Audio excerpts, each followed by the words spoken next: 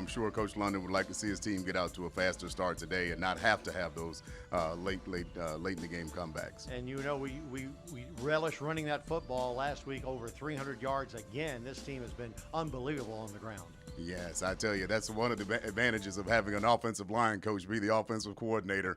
He likes to grind that thing out and get behind that offensive line led by Charles Grant, and looking forward to seeing them establish the run early today, too. This game is brought to you by Chesapeake Bank. It is William & Mary versus Hampton, and we'll come back with more of our pregame from Van Wagner after this timeout. What makes Chesapeake Bank different? Our people, for starters. Like our lending manager, Lee. He's got the best model ship collection in the county. He also helped the Lindsays get their business up and running. And Sandy's the former president of a local square dance club. And Eric has an eye for style. How's this working? Because to us, people matter most. But that's just the Chesapeake way. Welcome back to Zabel Stadium. Jay Colley and Sean Knight welcome you to this ball game tonight. Should be a good one. Both these comes in at 3 wins and 1 loss, and the Tribe right now climbing the polls, Sean. Climbing the polls as well they should. I think they've been playing some really good football. Had some adversity that they've been able to weather. Of course, making some adjustments and finishing some ball games out. I think the pollsters are pretty impressed with what they see and the way the ball club is trending at this point. So the CAA standings, a little early to tell any dominance. Certainly Delaware, who not really even capable of winning the league because they're moving up to FBS in the next couple of years. They're in that transition period. But this is an important game because it's the first one in conference play today. It is an important game because it's the first CAA contest for both of these teams, but I think it's also an important one. I think the Tribe comes into this game in this series 9-0 in this series.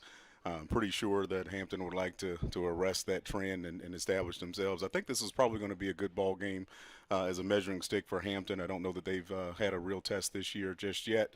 Of course, the Tribe has had a couple of tests with some ball games with Coastal Carolina. And so, again, I think this ball game sets up really well. Both teams like to run the football. They've got formidable backs.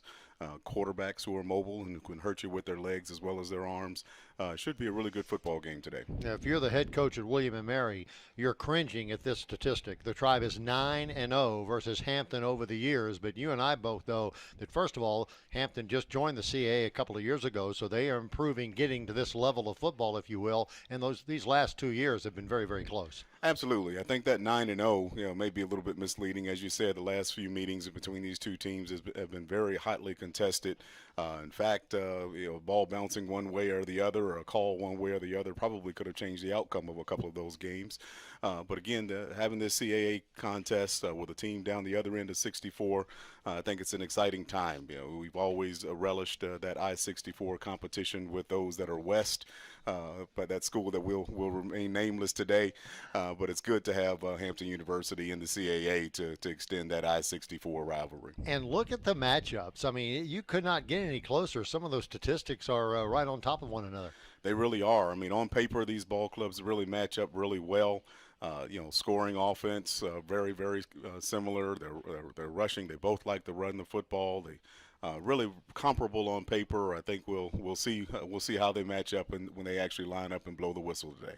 And then the players to watch. T.J. McGill has been an outstanding player for William & Mary. Youngster, I think a redshirt freshman, but boy, is he improving by leaps and bounds weekly. He really is, and that's what you want to see out of your young ball players. Of course, there's some growing pains anytime you're playing with some young players who may be less experienced back there, but TJ really is growing on almost a daily basis. I think in talking with Coach London, he's really pleased with how he and some of the other young players are progressing and growing. And like most teams, Hampton being one of them, we got a huge front line, and they open it up for number 5, Elijah Burris. Elijah Burris, I mean, he is an outstanding runner, not very tall, but he goes about 5'10", 205 pounds, very low center of gravity.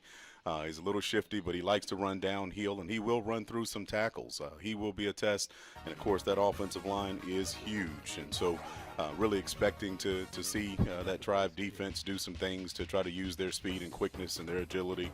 It's going to be important that they really concentrate on their run fits today to stop that running game. And of course, as I said, those quarterbacks are pretty tough too.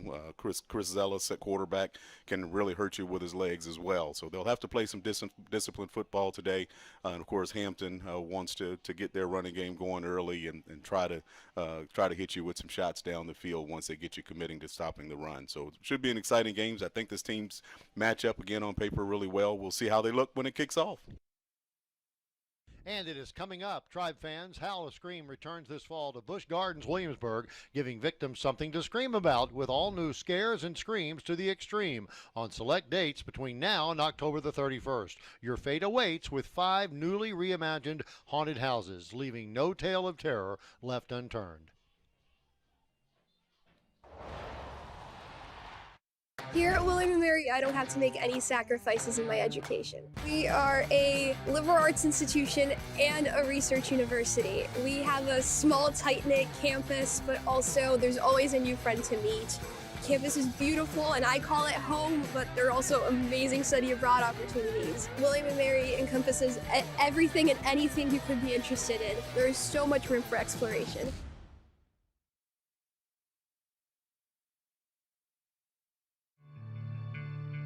I left campus with critical intangibles that helped me get not only my foot in the door, but off on the right foot as I got into this profession. And there's many more of us out there than just us 4 here in Buffalo. It just was a script for us becoming better men and better players, but the key being better men, because that's, I think, what has translated into who we are now.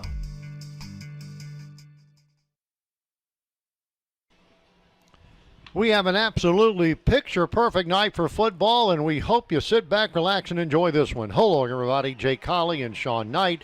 The team is coming onto the field. William & Mary at 3-1, taking on the Hampton Pirates. Sean Knight, they won 3 consecutive ball games. Their keys to a victory here on the road, which would be their first ever against William & Mary. I think the key for Hampton today, certainly they like to kind of divide and conquer. They're going to try to spread the field and use every inch of that field from sideline to sideline to get their athletes operating in space. Here on the screen, we've got our William & Mary, our Tribe keys. The Tribe, of course, wants to run the football, force a ground war, get those Pirates out of their comfort zone, and then poke holes in the Pirate ship a little bit. They want to make sure they attack those gaps, have good, solid gap integrity to defend a very formidable running game for the Pirates. Well, let's go now to the Hampton Pirates' keys to a victory here on the road. And the keys to Hampton, as I said, they like to spread that field out and really make the defense cover to try to get their athletes operating in space. And on defense, they're going to have to hold the line. Again, the Tribe's going to come out and try to run that football. The Pirates are really stout on defense, really among the league leaders in team defense. And so they're going to want to make sure that they get their middle linebacker freed up to run. Xavier Marshall is a formidable player, and they're tough in the back end of in that secondary as well. And so it should be a really interesting matchup between these two teams. I think, again, on paper and as they performed this year, they've matched up really well. So really excited about seeing these teams face off. It is Parents Weekend here at on campus. Should be a very, very good crowd, near a sellout. The marching band is here from Hampton, so we should have a fun night of broadcasting as well. Fans, every sack this season is a sack to give back. Food Line Feeds will donate 1,000 meals to the Virginia Peninsula Food Bank each time the Tribe defense sacks the opposing team's quarterback. Let's look at the coaches for tonight's matchup. First of all, as we see the coach of the Hampton Pirates, Trent Boykin. He's in his first year, 3-1. He's still an interim coach. He got that position last year, and so I think at 3 wins and 1 loss, he's going to be pounding the door of the athletic director to saying, hey, take that interim off my spot there. I expect he's going to be looking to do that. A big win tonight would go a long way to getting that interim removed. That would probably get an extension. Hey, Mike London, the very successful head coach of William & Mary in his 6th season. Absolutely, and Coach London has done a great job with his Tribe football team, not just on the field but also off the field. And I think the number of of academic awards that our players are receiving are testament to that, as well as the work they're doing off the field. Again, Coach London is doing an exemplary job. Game 5 of the season. There's Chesapeake Bank, one of the great sponsors of Tribe Athletics over the years. They are sponsoring tonight's game. They couldn't have dialed up a more beautiful game. Some temperature somewhere between 75 and 80 degrees at game time. Perfect for the fans. Maybe a little bit warm, I guess, for the players, particularly for a game at the end of September. It was pretty warm today. I think as that sun goes down, I think the players are going to find it a very comfortable ball game to play. Looking at the flags, it doesn't appear to be any wind whatsoever. I don't think you could ask for a better night to play football or to watch a quality football game, and we expect to see a quality football game today.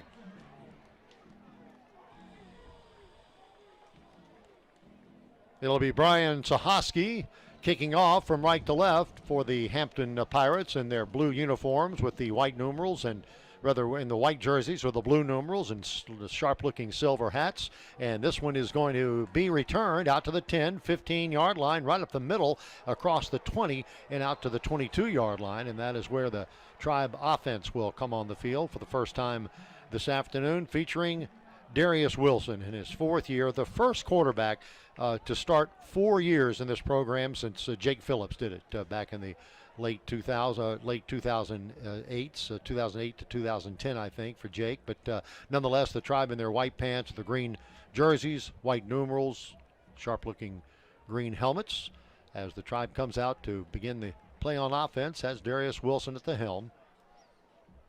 Where's number 11, a senior out of the Bronx, New York.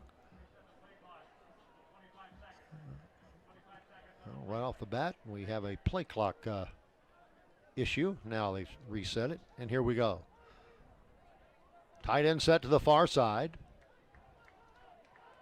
Man in motion to the near, and the fake of the handoff, and before the snap, I think maybe illegal procedure. Yeah, that's what it looks like. Number 54, 5-yard penalty, first down. Clock Indeed. operator, please set the game clock to 14 minutes, 54 seconds.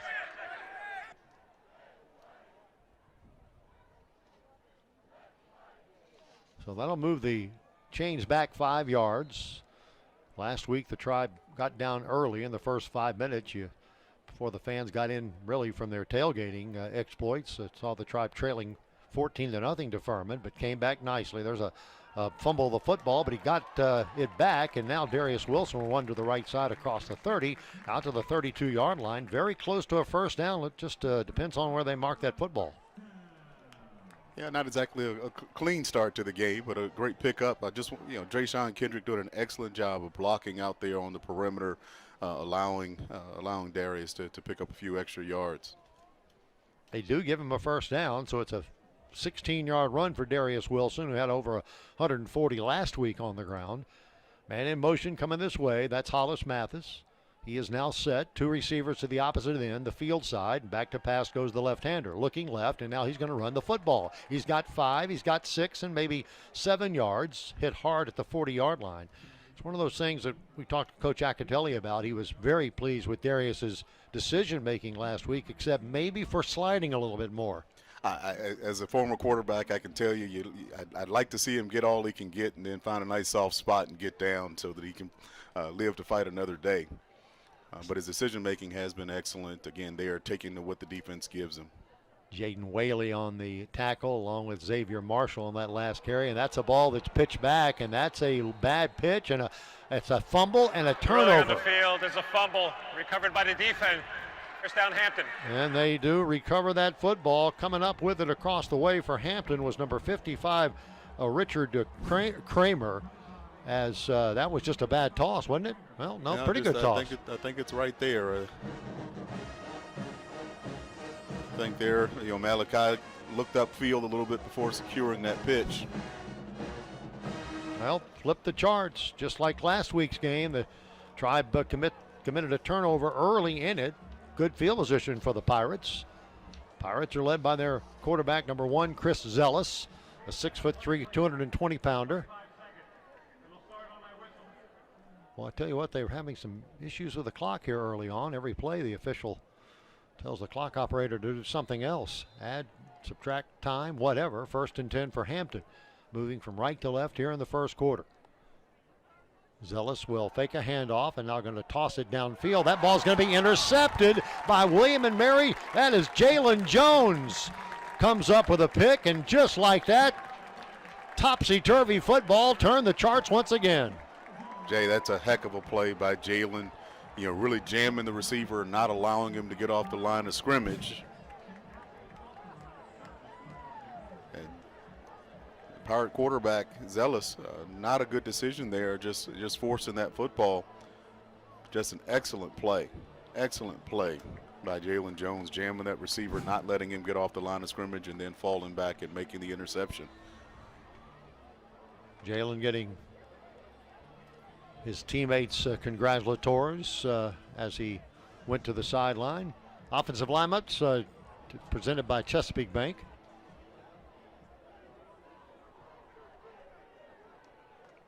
Of course, that Tribe led by that offensive line. Use him right here as Bronson Yoder will duck his head and get across the 25 and out to the 26, maybe to the 27-yard line. 2nd down and 7. Bronson Yoder, Hollis Mathis, Darius Wilson. You won't find 3 better young men, first of all, but they're just the epitome of team. I don't think any of them look at their records or numbers, so to speak. They're all about winning. They do not. They understand that in this offense and the culture of this program, everybody gets to eat. 2nd down and 7. Malachi Emo to the near side. They fake the handoff and now going to pitch it back to Emo on a little bit of a reverse, and they stretch the field a bit, and he'll get it pushed out of bounds and around the 30-yard line. It'll be a 4-yard pickup, bring up the 3rd down and about 4 to go. Hampton, of course, Hampton's got a formidable defense. As I said, they're among the league leaders in team defense, led by their middle linebacker, Xavier Marshall, and they're really tough on the back end as well. That secondary, very athletic, and they will fly to the football. Yeah, that free safety, Trey Everett, comes in with a lot of accolades as well from Pahokee, Florida.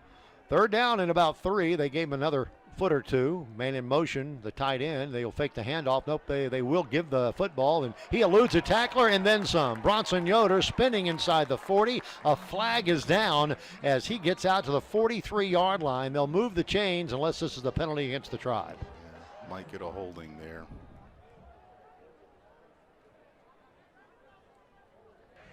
Holding. Offense, number 60. Well, this is 10-yard penalty. this game starting out like Thursday night's NFL game with I think they broke a record on penalties. But here's the look on that. Just watch him read the field, Bronson Yoder, and there's the hold, and that's a good call. So that pushes them back, makes it 3rd down and about 7 now.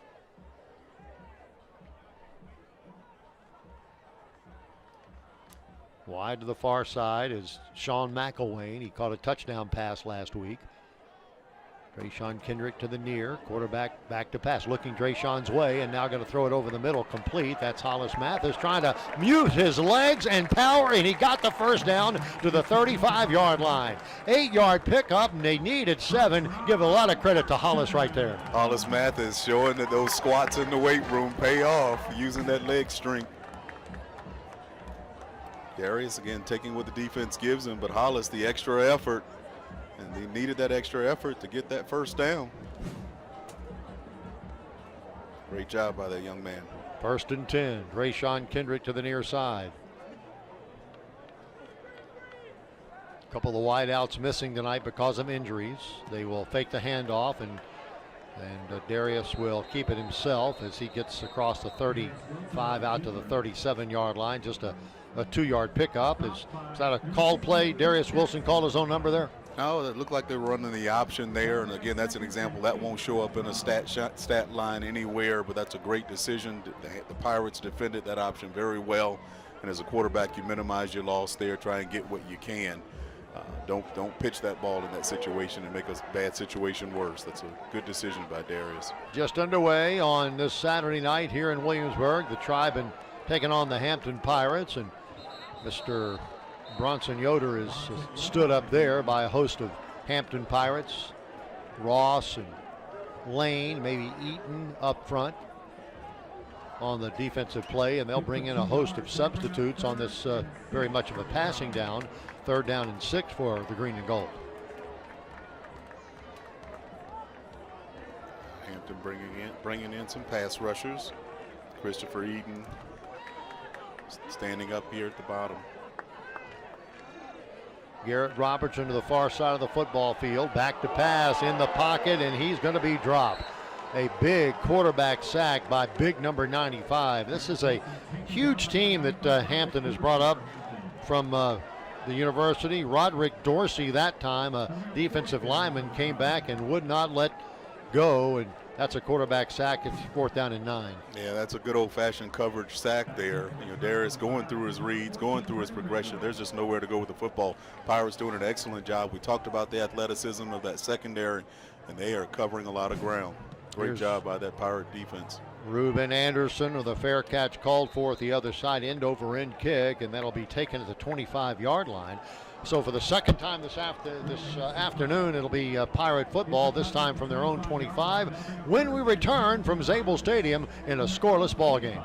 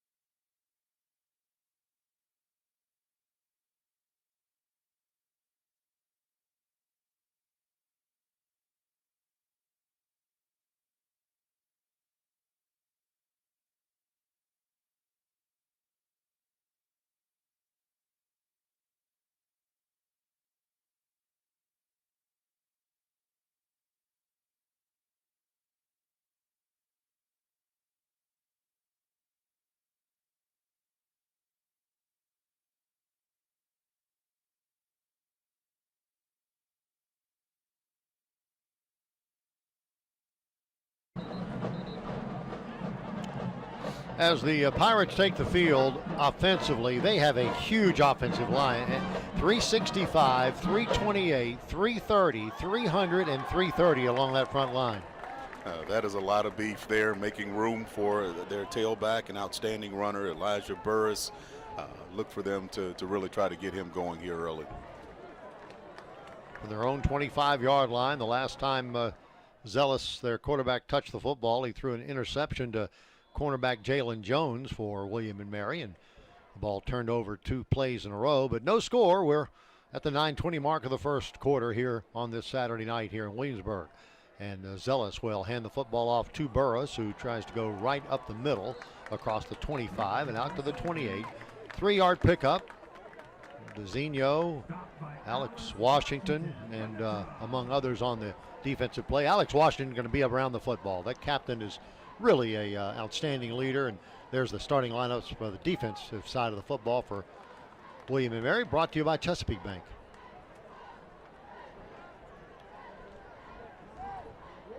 TJ McGill, by the way, was the conference's rookie defensive player of the week last week because of his performance from Furman. And they'll keep that football around the right side. That'll rush for a first down. This is something that both of their quarterbacks, and we'll see both of them tonight, Chris Zealous and Malcolm Mays, do extremely well. Yeah, they do that very well. They get you flowing to Elijah Burris, and the next thing you know, the quarterback pulls that thing out.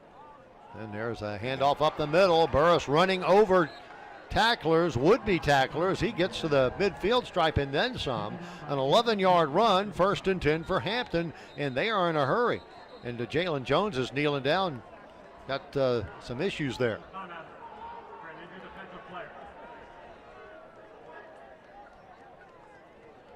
So they tend to Jalen Jones be a timeout on the field, but there's a look at it. Those big offensive linemen clear the path there. And you see here what makes him such a tough runner. He's not very tall. He's 5'10", but he's 205 pounds, low center of gravity, and he does not shy away from contact.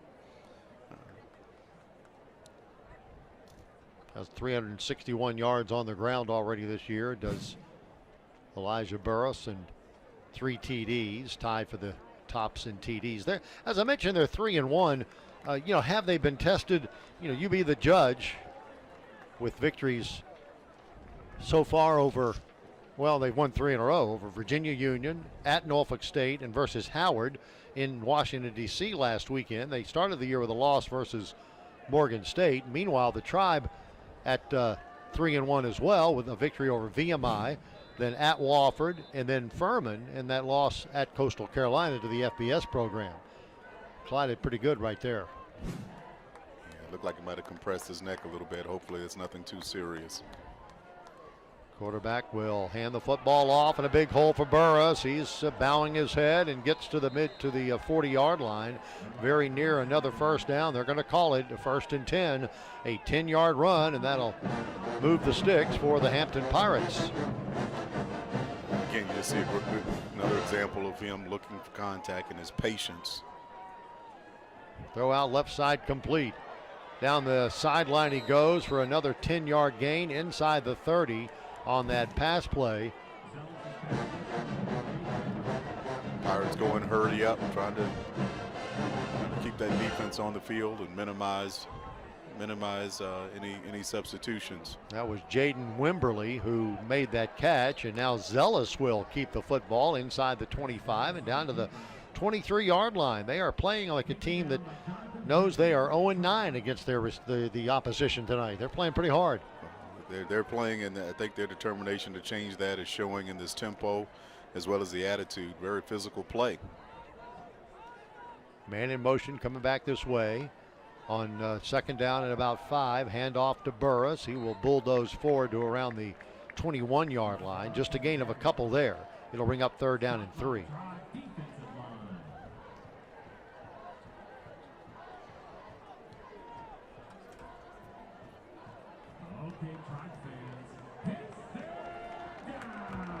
It's a big 3rd down play here. Look for the Tribe defense, try to create some movement and some confusion up front. Passant, the tight end, in motion. Now he's set. They will hand the football off up the middle, and he's got a 1st down run down to the 15-yard line. So he needs 3. He got about 6, and it's 1st and 10 Hampton, as they have been very consistent on the offensive side of the football so far today. 2 receivers to the far side and 2 to the near. Quick snap, throwback, left side, Wimberly. They catch him in behind the line of scrimmage and do a nice job that time. Washington was there to clean it up, but coming up making the play was number 2, Jalen Jones, and it's good to see Jalen back in the game. Absolutely, great job of tackling in space. Hampton receivers are very shifty and make a lot of would-be tacklers miss. Great job there by Jalen Jones making a solid tackle. No gain, as it turns out. 2 receivers to the far side. Tight end also over there. That's Passant, number 10. And in motion is Burris. So back to pass goes the quarterback, and he calls his own draw inside the 10, cutting outside of the 7, and knocked out of bounds around the 5-yard line. It's either going to be a short 3rd and short or 1st and goal for the Pirates, and we'll see where they mark it. That's an excellent call there. You see those offensive linemen, they're latching on and not letting go. And it is another 1st down run for the Pirates. Chris Zealous did a great job on this drive. It started at the 25-yard line. They're now 1st and goal at the 5. Burris, the handoff. He'll walk in for the score. Touchdown, Hampton. The Hampton Pirates go 75 yards on their 2nd possession, and with 4:48 remaining in the 1st quarter of play, they've taken a 6-0 lead. Elijah Burris gets his 4th touchdown of the year. That one of a 5-yard variety. And the extra point is coming up. You see in this replay that big offensive line just caving down the Tribe defensive line there. Here's Brian Sahosky's extra point. It's up, and it is good. So with 4:48 remaining in the first quarter, you can say it. It's been all Hampton. Pirates on top 7-zip here at Zabel Stadium. From Van Wagner, this is the Tribe Sports Network.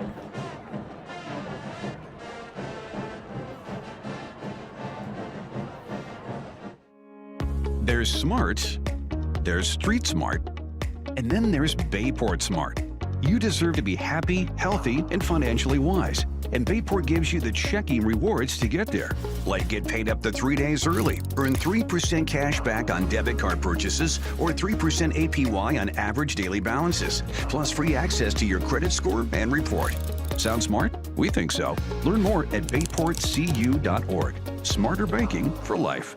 William & Mary Athletics would like to thank the following partners for their continued support. VCU Health, the official healthcare partner of William & Mary Athletics. Pepsi, that's what I like. Aramark, the dining services partner of William & Mary.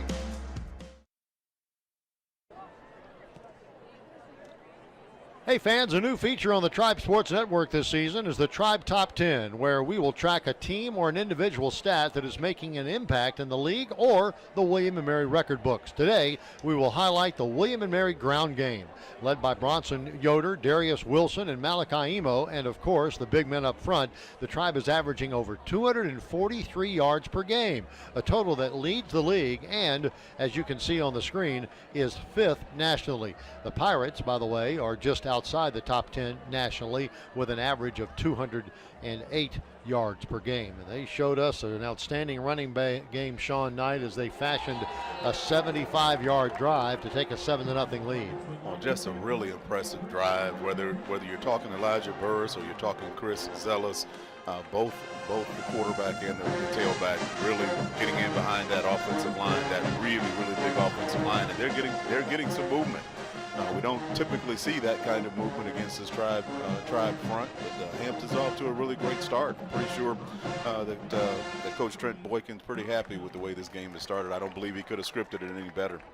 Speaking of a start, a good crowd across the way, not only of student body and the Tribe band, but the Hampton folks have come out en masse as well, and with their band, marching band as well, which both bands, by the way, will be operating and entertaining at halftime. Here's the ensuing kick after that 75-yard drive, and it is returnable, taken at the 2, straight at the middle to the 10, 15-yard line. That's the freshman cutting outside of the 20. He'll get to the 25-yard line. A couple of flags go down, and he is knocked unceremoniously out of bounds across the way. That's Armon Wright, a 5'8", 170-pound freshman out of Charlotte. He showed some speed. He's a speedster. He's looking to see if they'll get him involved in the passing game a little bit to take some shots deep. But he's a really dangerous return man. Receiving team, number 43. Too many penalty flags so far in this ball game, Sean. It seems like they've thwarted a couple of drives and certainly cost the Tribe. That time it's going to cost the Tribe about 30 precious yards, 25 precious yards. Yeah, one thing the Tribe cannot afford to do is continue hurting themselves. You certainly see Armon Wright's speed and his ability to break the football outside and potentially take one to the house. But again, we need clean play, and Tribe wants to stop those flags and clean up that laundry. Bronson Yoder about 9 yards behind the quarterback setting up, and he will not get the football. Back to pass goes Wilson in the pocket. Got some time, going to throw it downfield. He's got a wide open man at the 30-yard line. Down the sideline across the 40 and out to the 45-yard line. Mr. Official, move those chains. That is a nice catch for the tight end Sean McElwain, and the Tribe's best offensive play of the day right there. Just an excellent job by that offensive line, giving Darius the time he needed to go through his progression. That was probably about the fourth in his progression. Sean, a second-team All-State athlete last year for William & Mary. Hand off to Bronson Yoder. He'll scoot around a couple of tacklers, and he'll get into Pirate territory for the first time this afternoon, down to the 49-yard line. A 6-yard run for Bronson Yoder, and it's 2nd down and 4.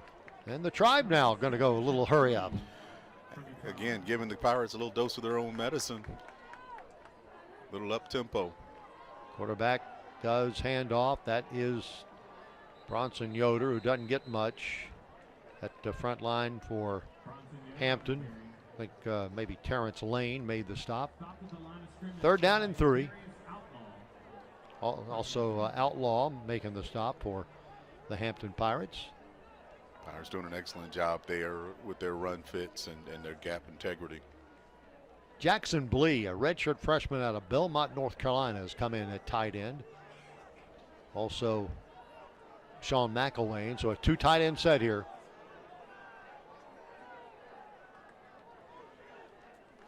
Back to pass, over the middle, complete. Hollis Mathis, he will look for the first down marker and gets it inside the 40 with a nifty move. He left a man that was covering him in the dirt. That's a ankle burner there. Will Hicks, watch this move. Pirates brought some pressure there. Great job by the offensive line as well as Bronson Yoder, making a really good job in blitz pickup, giving Darius the time he needed to complete that first down. 1st and 10, another accurate pass, left side complete. Right at the first down marker, and again, that was Hollis Mathis. It was 1st and 10, William & Mary, I think, if they mark the football where they're pointing to. Looks like. Oh, they called an incomplete pass. Well, we're going to see it here, Sean. It's a heck of a throw. Right on the money.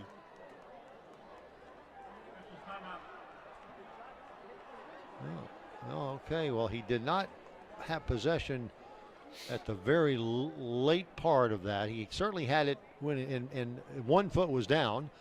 Actually, 2 feet were down. You only need 1 in college, but here's another look.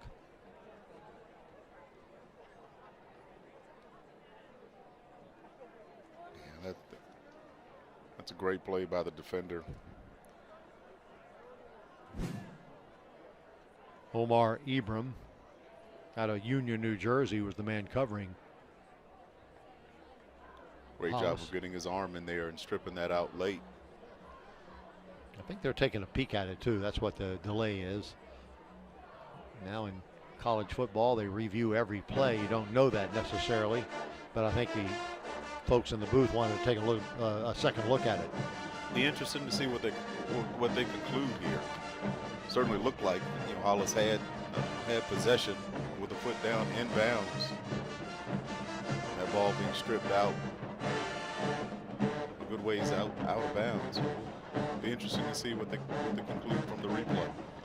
Hey fans, Tribe Talk is back this year, held at the iconic original Paul's Deli located on Scotland Avenue in downtown Williamsburg. The show will air every Thursday prior to a Tribe home football game, so the next one won't be until the 17th. That October 19th game, the homecoming game, is so make your plan, circle the date, the 17th. You can't make it in person. Catch all the action on 92.3 FM The Tide or on TideRadio.com, the proud broadcast partners of Tribe Athletics. I think unceremoniously, they don't feel like they need to tell us, but I think it's going to be ruled, and the ruling stays incomplete. So it'll bring up 2nd down and 10.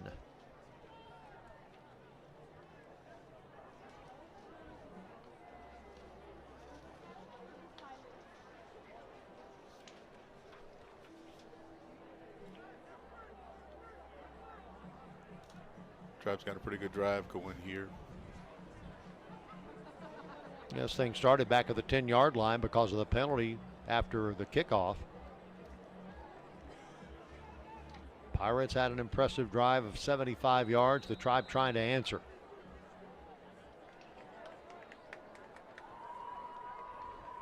Matthew Akuchie is wide to the left side. They'll run it that way, and Bronson Yoder will not be able to spread the defense out there. Jordan White and Jaden Whaley around the football. It'll bring up 3rd down and 10. We're seeing why the Pirates are among the conference leaders in team defense. They are very disciplined. Really, every person in that gap that they're responsible for and flowing to the football. They are giving up just 272.8 yards per game total offense. 3rd down and 10 here. Short side of the field. 2 wideouts down there. Over here, 2 wideouts as well. Back to pass goes Wilson. He's going to tuck it up and run it himself. He'll have a first down and then some. At the 20, he's still on his feet at the 10 and down to the 7 where he is dropped. First and goal to goals. The Tribe is in the red zone. Great job by Darius recognizing right away. Pirates dropping more into coverage. One person that's never really accounted for is that quarterback. Great job by Darius.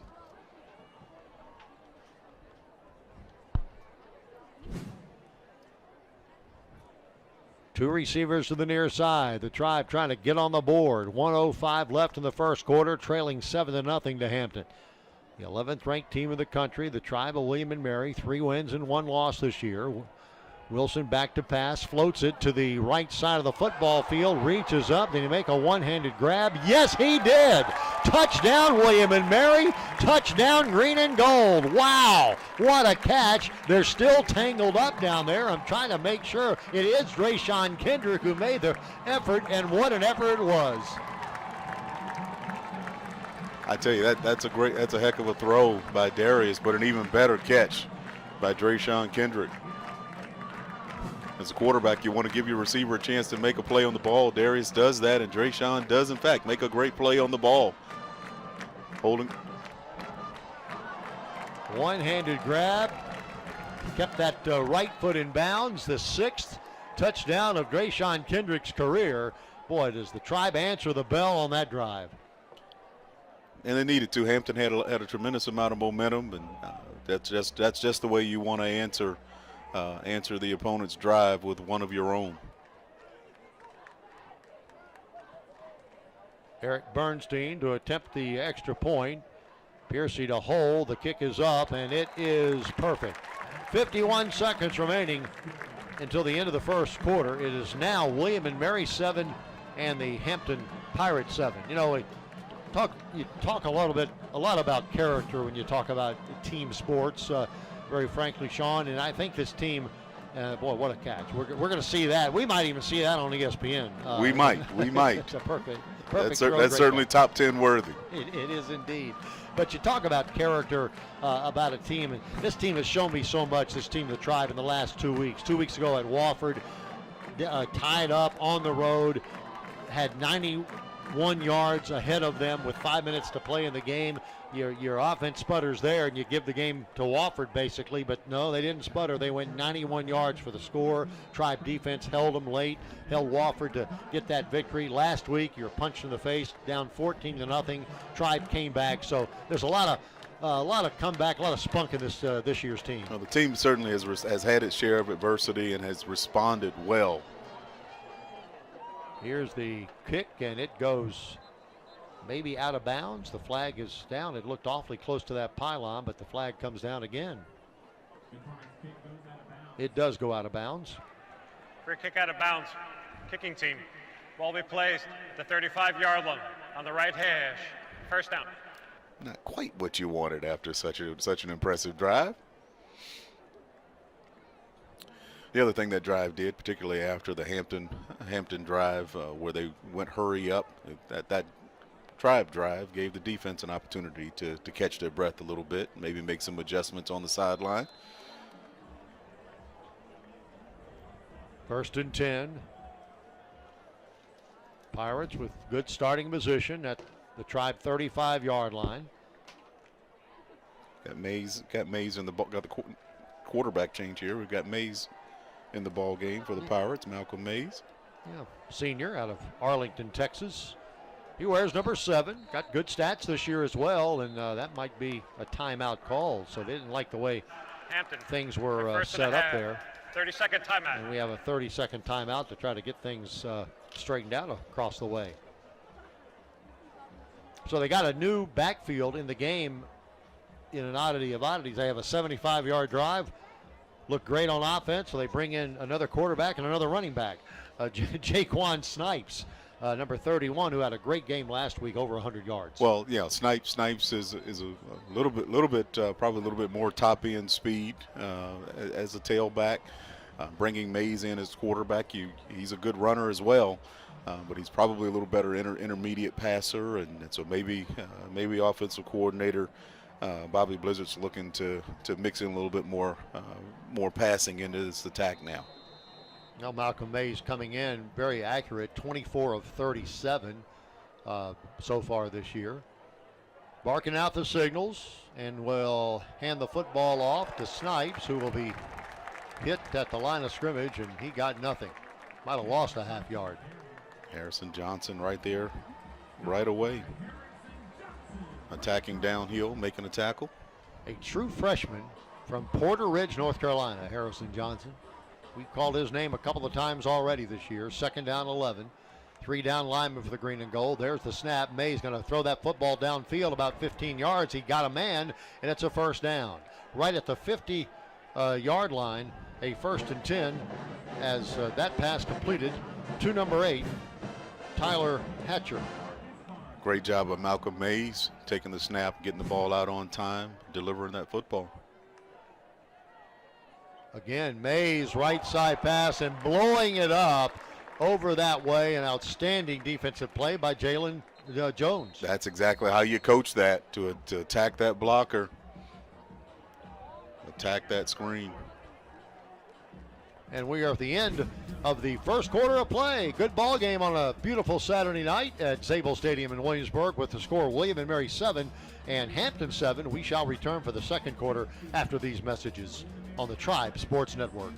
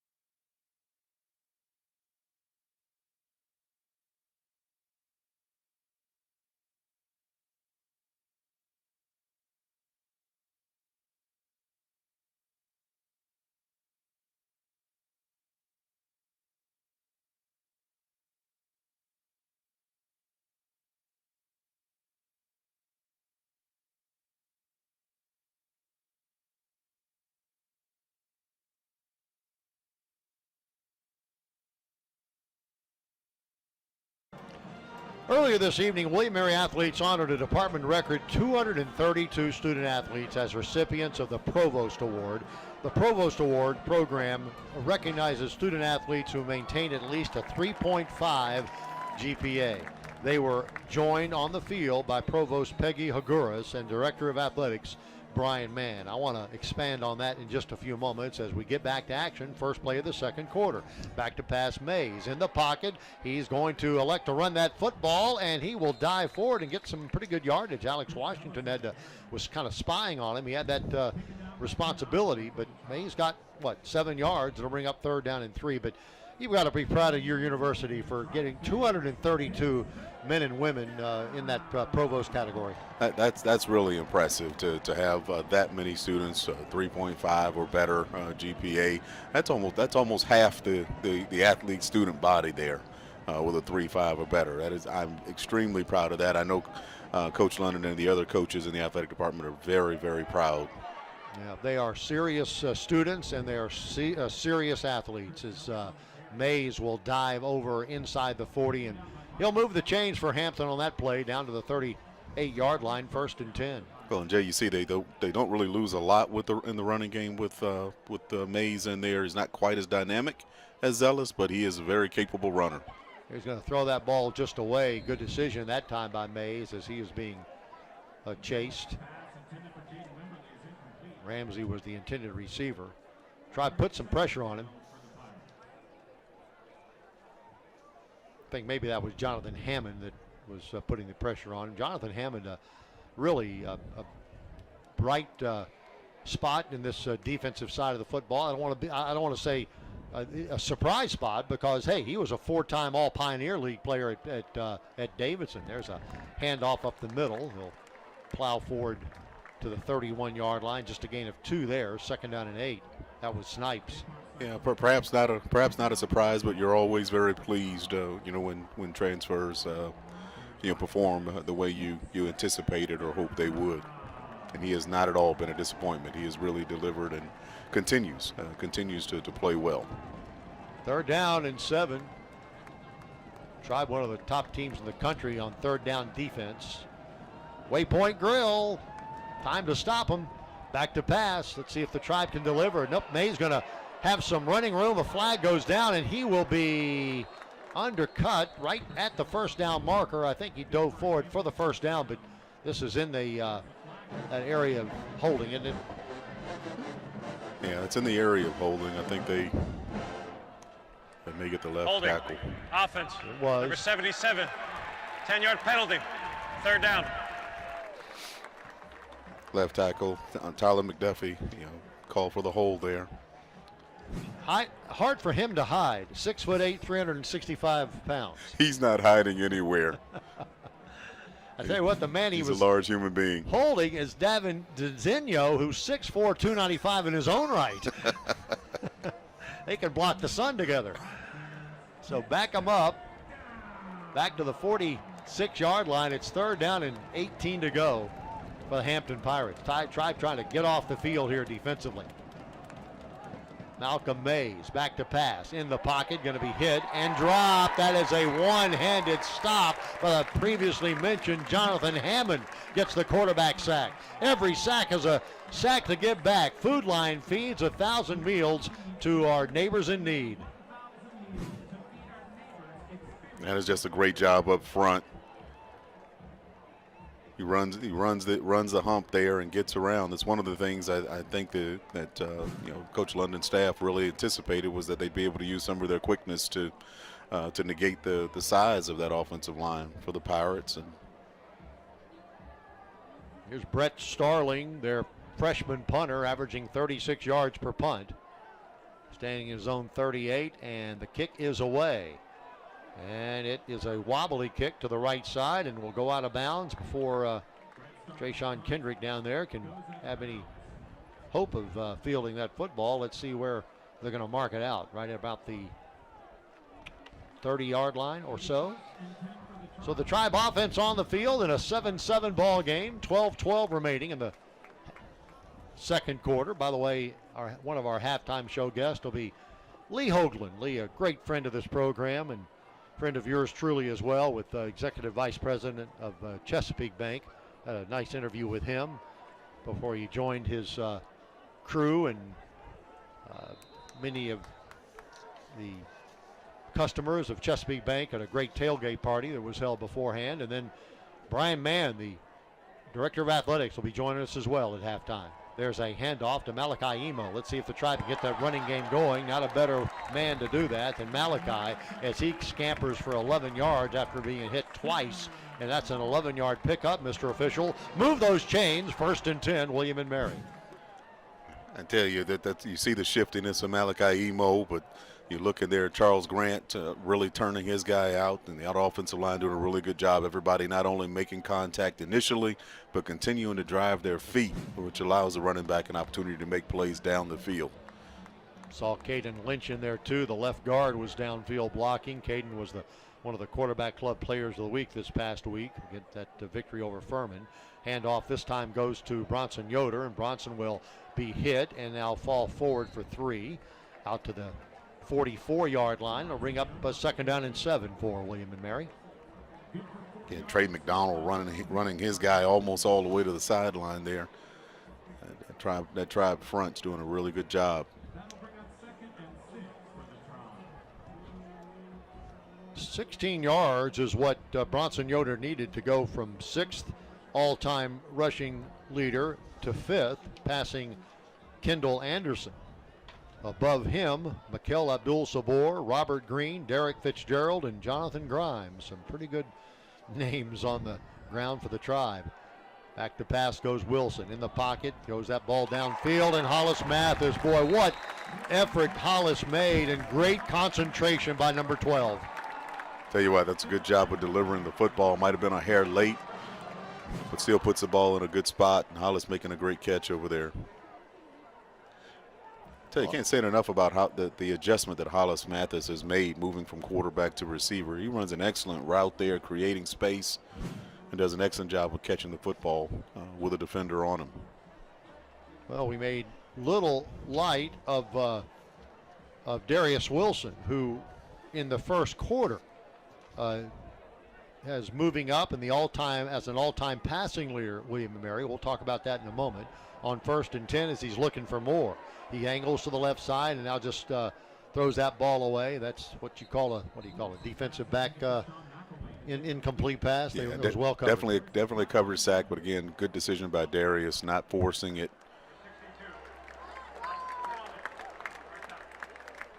So Darius, coming into the ball game, needed 50-plus yards to surpass Sean Knight, my colleague here in the booth.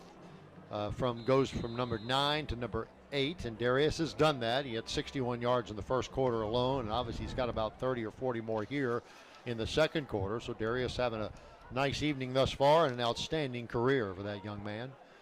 Tight end in motion. They'll run it that way. Got some blockers in front of him, and Malachi does a great job picking a hole. He's in the 25. He's inside the 20, still at his feet, and still digging and clawing to the 14-yard line. 1st and 10 at the 14 as the Tribe into the red zone. Jay, we can see this replay. You just watch these offensive linemen locking on and continuing to move that line of scrimmage, running their men all the way downfield. I mean, Malachi, he's got to be about 8 yards downfield before he even sees a white jersey. Just a great job by that offensive line, working it out up front. Right now, a timeout on the field. It is an injury timeout as one of the Hampton players down. Let's hope for the best for that young man. And we can tell you this injury timeout is brought to you by Scar and Pain Wellness Solutions. For expert care and recovery, trust Scar and Pain Wellness Solutions. Very impressive drive here. The Tribe, remember, went down 7-0. It was pretty quick and efficient for Hampton on their second drive of the football game, Sean. But since that time, the Tribe is righted the ship, and with a stone's throw now have taken the lead. They are. I think the defense has made some adjustments, and the offense has really established themselves at the line of scrimmage again. We talked about that being one of the keys of the game to really control the ground, get that ground attack running, and the Tribe really has it going right now. Last 2 weeks, the Tribe has averaged 313 yards on the ground. That's impressive. That's impressive by any standard. Doesn't make a throwing quarterback real happy, does it?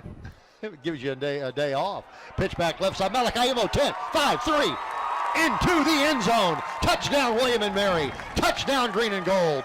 Malachi Imo doing it all as the Tribe goes on top, 13-7. Tell you what, we've been talking a lot about that front five, those offensive linemen, but I tell you, you cannot really have an effective running game unless your tight ends are doing a good job as well. Just an excellent job of blocking there, leading that downfield. 24th time that Malachi Imo has tasted pay dirt, 20th time on the ground. Eric Bernstein to attempt the extra point to give the Tribe a 7-point bulge. There's the snap. It's okay. The kick is up, and it's okay. 9:18 remaining until halftime with the score. Now, William and Mary 14 and Hampton 7. We shall return after this timeout from Van Wagner on the Tribe Sports Network.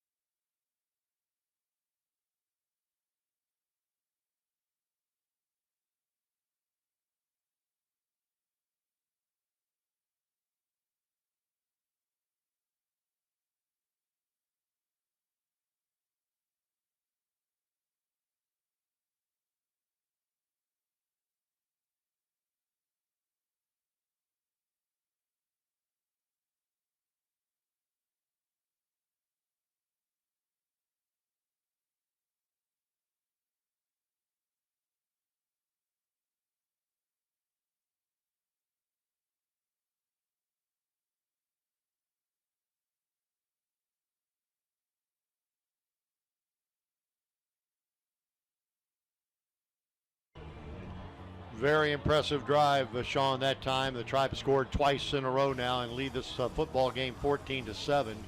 VCU Health at William & Mary is now conveniently located at 332 North Henry Street in Williamsburg.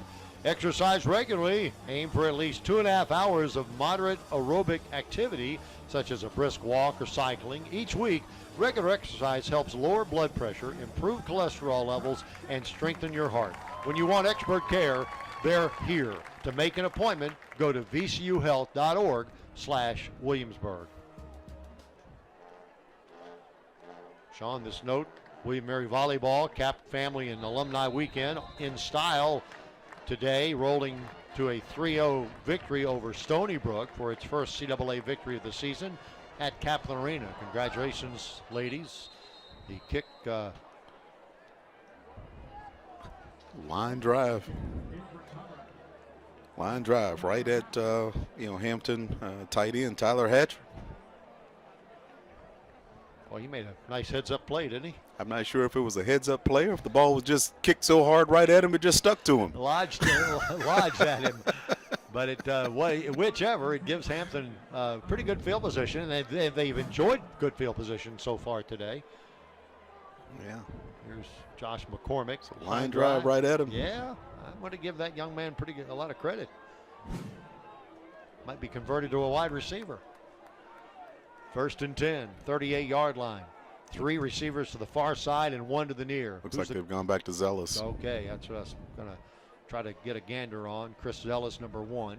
Out of Greensboro, North Carolina. Looking at this roster, they got a lot of guys from the Tar Heel State, and he is sunk. That is maybe a quarterback sack. It's very near it. Yeah. Where they spotted that's going to be a sack. Davin DeZinho. Yes, indeed. Davin, another quarterback sack. The 6'4", 295-pounder out of DeMatha High School in D.C. Boy, he has been a real low for the defense. He's a junior. 2nd and 10. Handoff again to the right side, and again that defensive line, and again Davin DeZinho, one of the first guys to claw on to him, making the stop. Yeah, that Tribe defensive line of Malone, Vasey, and DeZinho really doing the job. Yeah, and Gerald Williams is in there Gerald time Williams as well. 3rd down and 10. 3 wide out to the far side and 1 to the near. Well, this would really be a statement defensive stand right here if they can get off the field in 3 plays. Back to pass goes Zealous in the pocket, throwing it left side. He's got a man and a nice catch across the way. That was really a nifty catch. Kind of had to try to get it off the turf. Coming up and making the grab was Brennan Ridley. Really good job of Chris Zealous standing in that pocket. The Tribe brought pressure, and Zealous stood right there in the pocket with a man bearing down on him and delivered the football. Yeah, Ridley, a transfer from Richmond and out of Trinity Episcopal up in the Richmond area. Zealous keeping it there on the read option. Looks like the Tribe's got a man down. Looks like DeZinho. It is. He's trying to get up on his own power, and the athletic training staff rushes on the field. So we have another injury timeout on this Saturday night in Williamsburg. We'll see it here. Davin pursues the football well, doesn't he? He does. He moves down that line of scrimmage. Alex Washington quick on his feet. Actually made the stop. Don't forget our halftime show guest will be Brian Mann, the Director of Athletics at William & Mary. Brian's just signed a 5-year extension to his contract. I think 2029, if I'm not mistaken, will be the end of that contract, and hopefully for many, many more, as he has done an outstanding job. One of the things I want to ask him about, obviously everybody wonders about the Kaplan Arena improvement for not only the student body, not only the athletic department, but also the greater student body at William & Mary, and certainly all the student athletes at William & Mary. But also I'm just curious to what his he feels like he's accomplished the best, or his best thing he's accomplished in the first 4 years of his tenure. If I know Brian as well as I think I know Brian, he'll mention a couple of little tidbits, but his focus will be squarely on what's ahead and the great things he still wants to accomplish. 2nd down and 6, and the handoff before the flag goes before the snap. I think a flag goes down. Brian Mann is really endeared himself. Ball start. Offense. Number 75. 5-yard penalty. 2nd down. Amari Allen called for illegal procedure, so that'll back him up 5 yards. I was just saying, Brian has really endeared himself to the William & Mary community. I think he is settled in to the culture and the pride and the commitment to excellence here, and continues to move the athletic department forward and looking after our student athletes, protecting their mental and and emotional health, as well as their physical health, and we're really proud of the job he's doing. Flare out right side, complete, and he'll get 5 yards. Those 5 yards back of that on the penalty. That was Elijah Burris out of the backfield making that catch. It'll bring up 3rd down and 5. Really surprised they haven't tried to get the ball in his hands more and get him out in space a little bit more on plays like that. 3rd and 5. Trips to the far side. They will take a handoff, and Zella's going to keep it himself, and he's going to be run into by a host of green jerseys. Well, what a defensive effort there by William & Mary. T.J. McGill was one of the first guys there. T.J. celebrating there, falls to the turf. Great job by the Tribe defense. You saw right before the snap, they stemmed the defensive line right to the left, and Zealous making the right call on that read option and pulling it, but the Tribe defense doing a good job of staying at home backside and making the play. Great team defense. Brian Sahoski, the punter, will get it away. It's a short kick, angling to the left side, and goes out of bounds at around the 20-yard line. Jay, it doesn't look like they're at all interested in tackling on a punt. I would agree there. Both or giving Drayshawn Kendrick an opportunity to return a kick. Well, maybe more to the point. So flipping the charts, Hampton defense back on the field. The Tribe offense on the field, leading 14-0. Boy, would this be a big momentum getter if the Tribe can, take some clock and then get some points in the last 5.5 minutes of the second quarter. I was just going to say, last couple of drives, that Pirate defense has been on that field for a lot of plays. Trey McDonald in motion to the right side. They'll run it that way. This time the Pirates get Bronson Yoder after a couple of yards. Hollis Mathis and Drayshawn Kendrick checking into the ball game. Josh Guilford and Matthew Akuche comes out. 2nd down and 9 for William & Mary, leading it 14-7 with 5:09 remaining until halftime. Bronson Yoder beside the southpaw quarterback Wilson, who's being chased, and now going to run that football up the middle, actually along the right hash, cutting outside across the 30 out to the 31. What a nice decision when it looked like he might be tackled for a loss. Yeah, that's a good job of Darius finding a seam and taking that football north. Darius has put up some pretty good numbers both with his legs and with his arm today. We'll look at those halftime stats in just a few minutes. 3rd down and 4. Drayshawn Kendrick to the near side. Back to pass, goes the quarterback over the middle, complete, got a man, that's the tight end, and that was well-designed play. Sean Macklin, a little bit of a delay coming out of the backfield from his tight end position, and he easily rolls forward for the 1st and 10. Ari Akatele dialing up a great play call. The Pirates brought some pressure from the outside, and he just delayed the tight end right over the middle. Excellent play call and excellent execution. 1st and 10 up to the 43-yard line. Another defensive play by Kamari Gray for the Pirates. Wilson back to pass again. And now he's going to step up in the pocket and throw it downfield. He looked like he might decide to run that football, but instead he, I think, wisely threw it to Drayshawn Kendrick, who gains 8 yards. It'll bring up 2nd down and 2. For a second there, it looked like he might have had Josh Guilford in there behind the linebackers, but again, good decision. Taking the shorter throw. And Trey McDonald into the ball game. So is the other tight end, Sean McElwain. So a 2 tight end set, 2 receivers to the near side.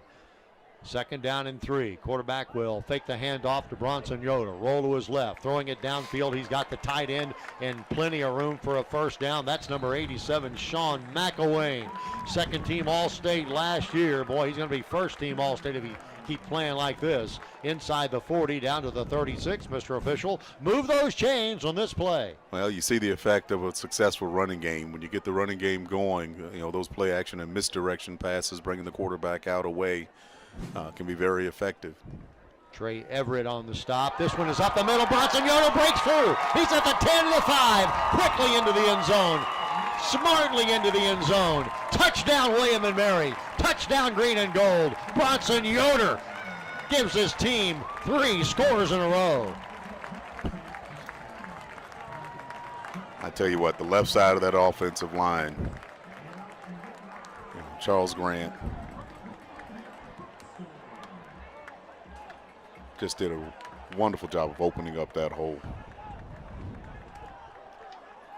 Well, I always start out with the center when we talk about giving the offensive line credit. You got McKenna and Lynch and Grant over there. There's a little bit of a high snap. The kick, however, is plenty good. And with 2:23 remaining in the first half, the Tribe has taken a 7-0 deficit and turned it into a 21-7 lead on this run by Bronson Yoder. You just watch. They just washed that Pirate defense out. Just an outstanding job, everyone. And one man had a potential shot, but you're not going to get Bronson Yoder down with an arm tackle. Well, and as a back, all you ask for is to just give me one man to beat. And as you said, one person just doesn't bring down Bronson Yoder. Again, Josh McCormick will kick off for William and Mary. Go ahead. Another impressive drive. Again, the effect of these drives, I think will have a cumulative effect on that Pirate defense. And conditioning becomes an issue. McCormick doesn't fool around with this one. He kicked the last one out of bounds. This one goes about 10 yards deep and in and out of the end zone, and the Pirates will take it over. 1st and 10 at their own 25-yard line as the Tribe defense comes on the field. They have really settled down nicely. So we talked about from the get-go, and it's been great. Halftime adjustments, offensively and defensively. Something happened to that defense that after that first touchdown. Yeah, sometimes you go into a ball game, you need something to kind of get your attention, and I think the Pirates, that early drive might have been what the Tribe defense needed to get their attention. But they have responded resoundingly. Jaden Wimberly to the near side. He caught the touchdown pass earlier for the Hampton Pirates. They have 4 wideouts in the game, 3 to the near side and 1 to the far. Back to pass. Goes the quarterback downfield, and he may have a man. No, it is incomplete. Out of bounds.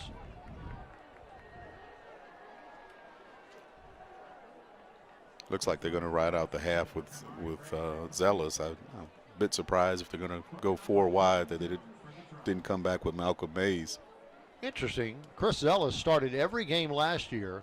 Malcolm Mays started every game in 2022. So it only is fair that they would split the time in 2024.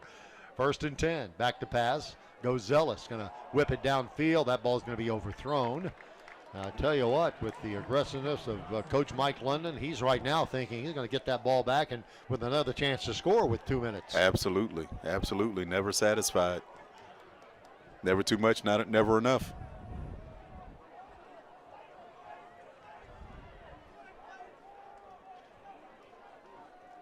Chris Ham enters the ball game for William and Mary, number 56.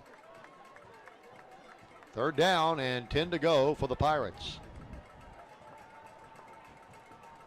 Zealous will, on a delay, hand the football off, and that's sniffed out perfectly by the Tribe defense. That's Ham. Chris Ham came into the ball game, made an immediate impact.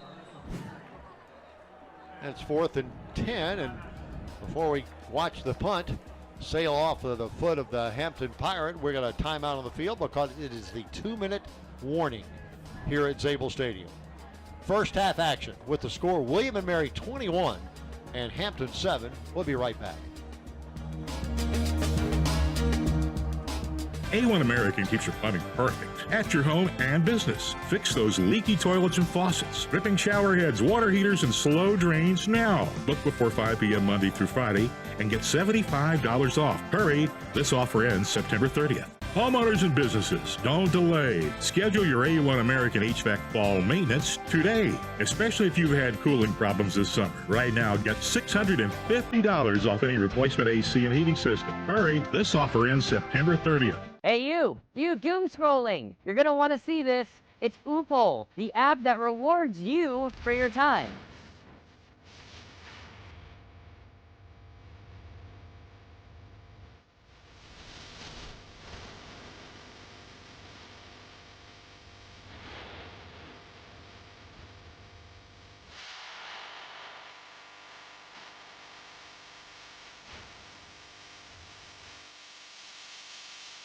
This is Drayshawn Kendrick. You're watching William Mary Football on the Tribe Sports Network. Calling all Tribe fans, invest in the William & Mary Athletic Foundation to enhance the future of our football program. The QR code on the screen will take you to a donation page where your gift will directly impact the football team.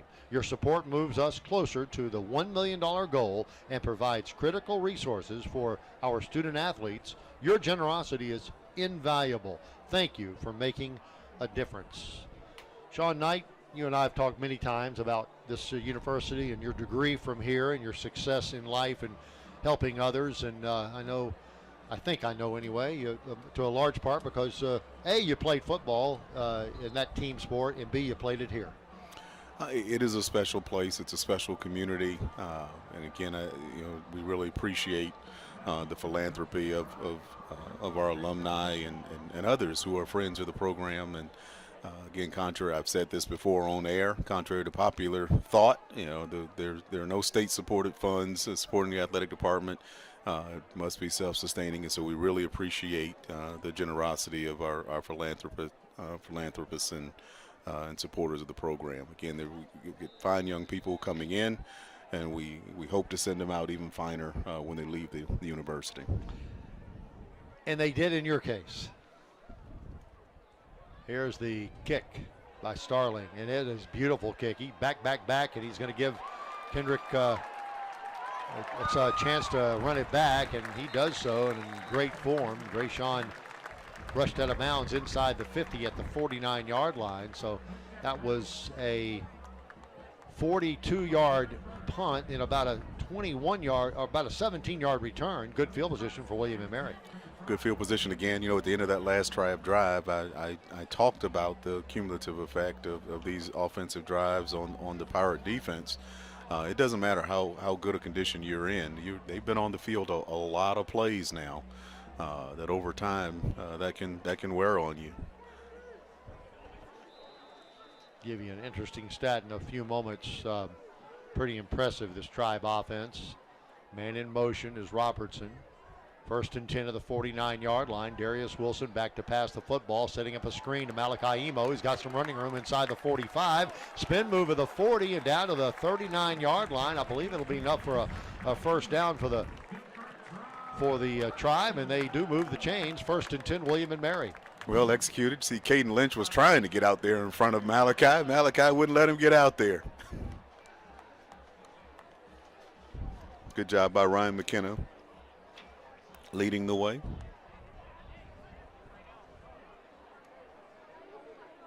Excellent call by offensive coordinator Mario Acatella. Coach wants a timeout, stop that clock. You still got 2 more, so you still got a lot of time remaining, 1:40, and a couple more timeouts to play with. I'm looking for the the red zone scores. 3 for 3 tonight, so 17 of 20 so far in the red zone, and then 15 of those 20 touchdowns. That's an amazing stat. I think any offensive coordinator would be happy with that. Certainly not satisfied. I'm pretty sure he'd want that to be 100% touchdowns on every trip down in the red zone. But again, the Tribe's been very efficient in doing that. 1st and 10 at the 39-yard line for William & Mary. 2 receivers to the near side and 1 to the far. Wilson back to pass the football, and the southpaw goes right over the middle to one of the tight ends, and he is brought down quickly. So an interesting call. Let's see if a timeout will have to be taken. Again, the Tribe's got 2 more. Nope, they're going to try to get up to the line of scrimmage very quickly. Yeah, no real rush here. Well, right now, the Tribe does take their 2nd timeout. I think there's a little bit of confusion as to the play call. A receiver was not set yet, and the clock was continuing to run. So you now got a minute 10 remaining until halftime with the Tribe on top 21-7. Yeah, now you've got 1 timeout left, so a minute 10, still plenty of time to do what you need to do. And so again, I think Mario Catelli has a lot at his disposal here, some flexibility. The key is you want to get out of this with points. So Darius you don't want your quarterback forcing anything in this situation. You want to make sure that you get out of this with at least 3 points. Well, last week Eric Bernstein had a really fine day. It was 2 for 2 from field goals, including his longest of his career at 37 yards in that victory over Furman here in Williamsburg.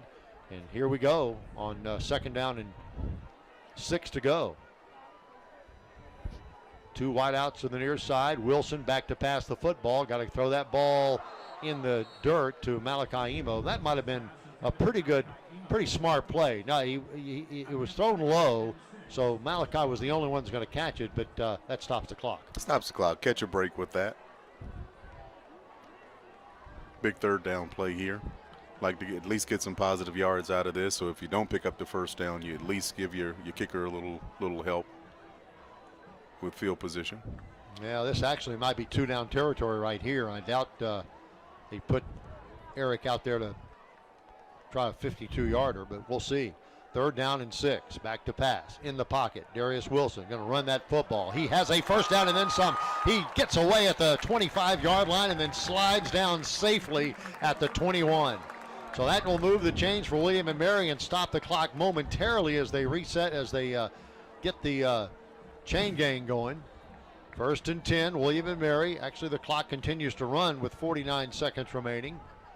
That was a nice run by Darius. He'll pitch back to the right side to Malachi at the 20 and knocked out of bounds at the 16. That's what Malachi wanted to do, is get out of bounds. Good job there. Smart play.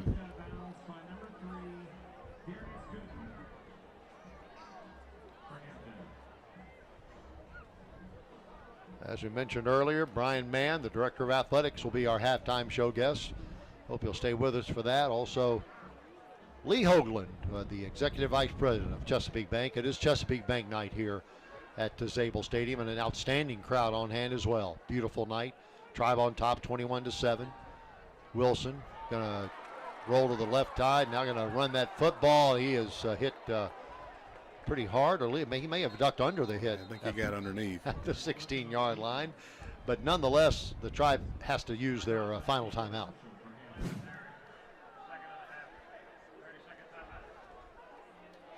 Pirates doing a really good job right now, dropping guys in coverage, taking away throwing lanes. There's nowhere for them to really throw the football. Clock is their friend at this point. Well, you know what? I may be wrong. That may be only the 2nd timeout call. The scoreboard has the Tribe with 1 more timeout remaining.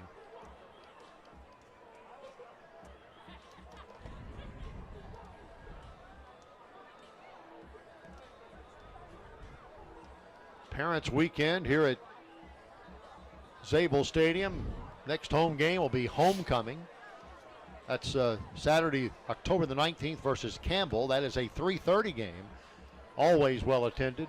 William & Mary homecoming games. This one has been well attended as well. They showed a shot of below the grandstands area a few moments ago, and it looked packed. Emo in motion. Darius will throw back the other way, and that's the tight end. Sean McElwain to the 10. He wants that end zone. He did not get it, but he got the first down and goal. And now with 22 seconds remaining, the Tribe's got to hurry. What a nicely drawn-up play that was. Oh, that was a well-executed play. Great call by Mario Catelli. First and goal at the 3-yard line. William & Mary has scored 21 consecutive points. There's the snap, handoff. Bronson Yoder, who will be upended before he gets to the goal line, certainly. Might have got him right at the line of scrimmage. Big number 98, Jazari Priester on top of him. 6'8", 270-pounder.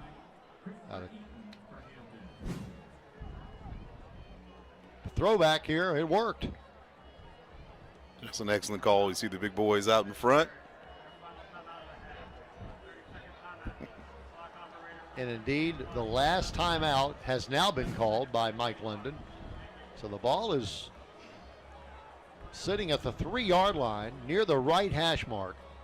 And it's, second down. Downs really, I guess they're important because you have a couple more before you decide on a field goal or not. But what do you think the play call should be? Well, I'm looking for him here now to maybe come with some sort of misdirection pass, kind of fake the run one way and get Darius out on the edge in a position where he's either got to throw now, get a throwing lane, or go ahead and throw it away to preserve the time and give you another opportunity, maybe even for another play. But this might be your last play before kicking the field goal if you don't score here. Can't get sacked either. Cannot get sacked. Again, that's why I think you get him out on the edge where he can get rid of the football if he needs to. Darius Wilson looking over the Hampton defense. 1, 2, 3, 4, 5 men on the defensive line of scrimmage. Now he'll come up under center, Darius will. And now he'll move to the left, and they'll throw that football back to Hollis Mathis, who throws in the deep corner of the end zone, incomplete. Well, it was actually Hollis to begin with, and then it became Darius, the quarterback, and Hollis went out for the pass. All that to say incomplete, and you got 8 seconds to play. Well, you got an opportunity for another play here with 8 seconds left. There's a lot of trickeration there. Yeah, fool the announcer. Darius Wilson from the shotgun formation got Bronson Yoder beside him. There's the snap in the pocket, lofts it left side, going to be overthrown, and a flag goes down. So incomplete. Hollis Mathis with the intended receiver. I don't know that that's incredibly significant. It does give the Tribe first and goal at the 2-yard line, but you only got 4 seconds left. You only got 4 seconds left.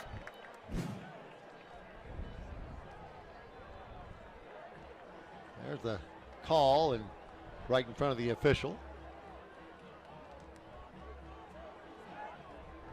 Well, I don't see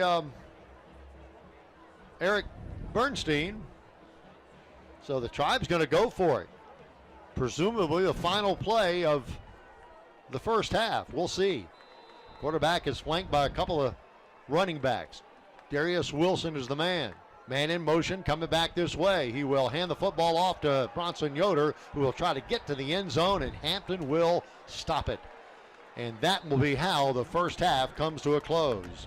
So with all the momentum shifting towards William & Mary, with the Tribe scoring 3 touchdowns in a row, now that momentum swinging a little bit back towards the blue and white across the way as they have a nice defensive stand. I don't know, Jay. I think that's probably more of a sigh of relief we hear coming from that Pirate sideline more than momentum.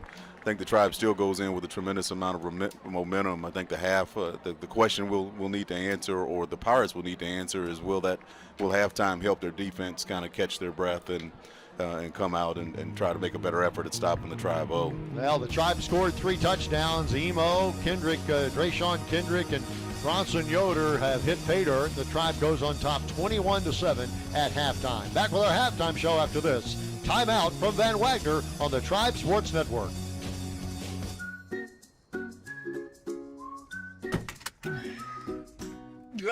All buckled up, let's go. Tuition Monster, how are you here already? She's only 2 days old. And that means there's only 6,720 days till she's off to college. But it is a bit snug back here, so next time I'll be calling shotgun. Vroom, vroom!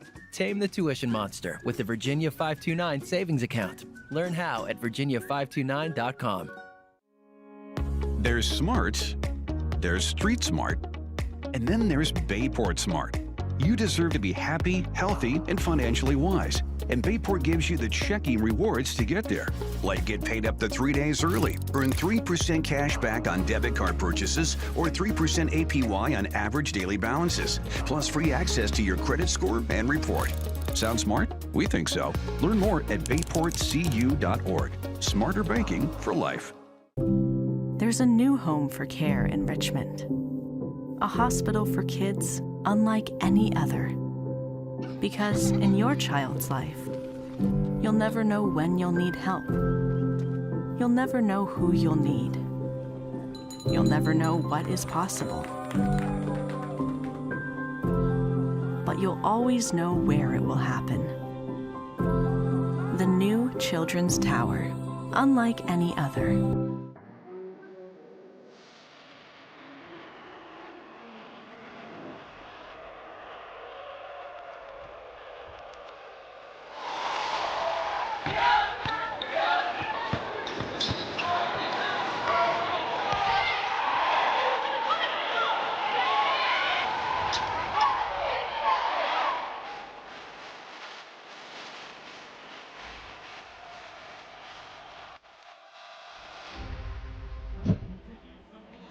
Welcome back to the William Mary Bookstore Halftime Show. With us is Brian Mann, the Director of Athletics for William & Mary. And by the way, as you well know, I'm going off script. You know I'm going off script. Well, the first question I want to ask, you were beaming coming in here. I said, good crowd, Brian, and you said... Yeah, it's packed, and we're just shy of a sellout, but I love everything that's happening here, the way that we have sort of changed around the stadium a little bit, added some different opportunities for people to gather. Our students continue to come out and show up in major ways. There's a terrific crowd. They're loud. They're giving us that home field advantage, and I'm really grateful for everyone who's out here tonight. Well, we're grateful because Catherine Rowe is delighted enough to give you an extension on your contract. I want to give you a chance to look forward in a moment, but before we do that, what do you see as your proudest achievement to this point as the Director of Athletics? Yeah, I mean, I think there's a lot that I could talk about. I'm lucky that I get to work with some of the most amazing 18 to 22-year-olds you'll meet. I love being here and part of this community. President Rowe has got to be one of the best presidents in America, and I'm not just saying that because I have a contract extension, but because I love working for her. But for me, I think one of the most important things an AD can do is bring great people into the mix, because there's a multiplying effect to that. And I'll just specifically highlight our basketball programs. Of course, Brian Earl, who's joined us a couple of months ago, who I think epitomizes who we are and what we want to be. But even more so than that, because she's been here and done it, is Erin Dickerson-Davis. I think the impact that she's had on that basketball program, as well as what she's had on our entire department, it's the people we bring here that truly make this place special and different. And I think that's what I'm most proud of to date. The role of the Director of Athletics has likely never been more difficult, as the landscape seems to be in constant flux. What is it about the job here that gets you to the office each morning? Well, I think for us, it's a never-ending pursuit of a future that's built on our value system. We have an identity here.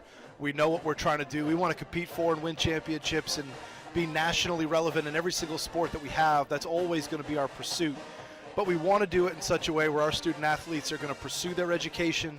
They're going to set up the rest of their lives. They're going to change those lives.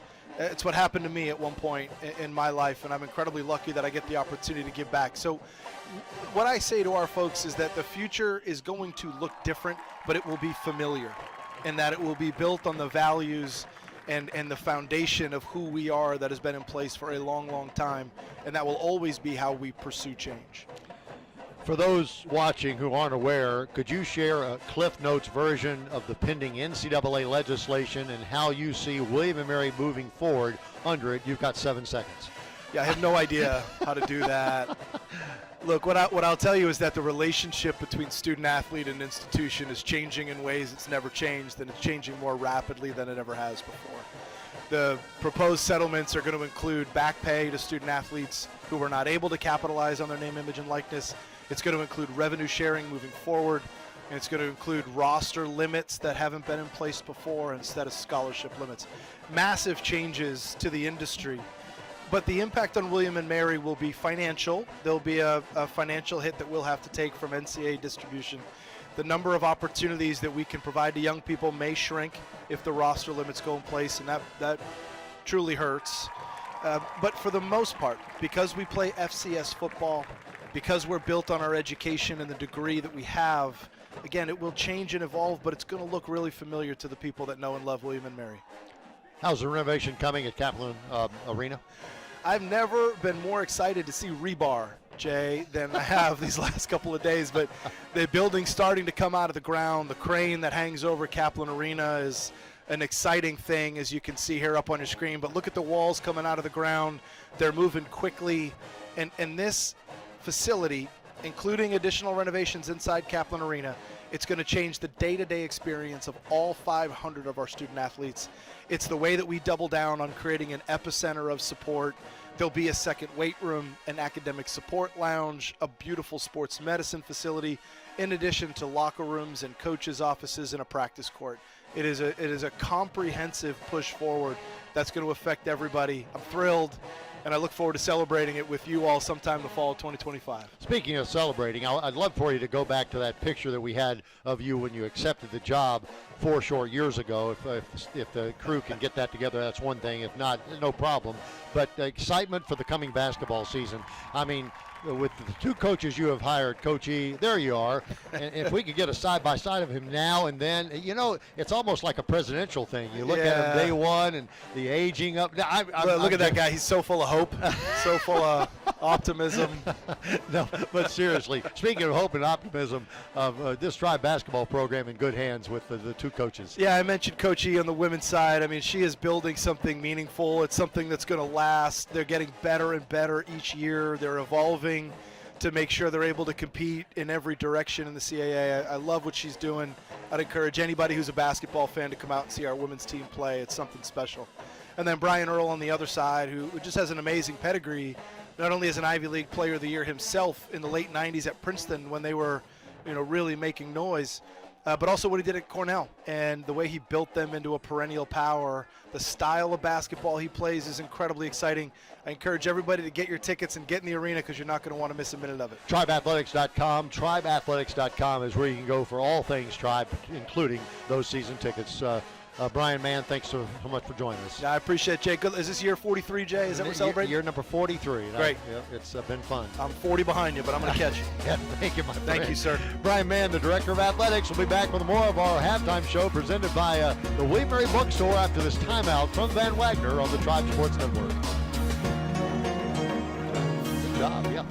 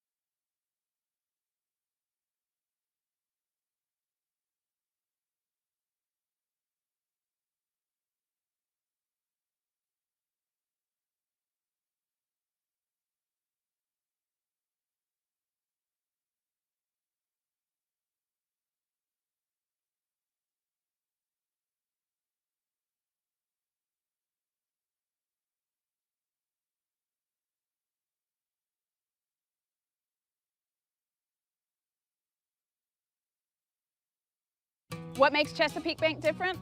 Our people, for starters. Like our lending manager, Lee. He's got the best model ship collection in the county. He also helped the Lindsays get their business up and running.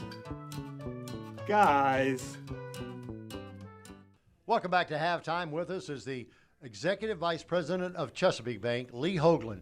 Lee has been with us in this Tribe program for many, many years. And Lee, first of all, thank you for sponsoring again William & Mary Athletics. Oh, we're so excited, and we're excited about Tribe football this year. I mean, wow. Yeah. Yay. So Chesapeake Bank has been around for quite some time. For those that may not know about your bank, tell us about it. So we have been around a few years, so date back to 1900, so it's easy to do the math there, 124 years old. We've been in the Williamsburg market since 1995 and just love supporting the Tribe and William & Mary and local community events. Well, what is the difference between Chesapeake Bank and other banks?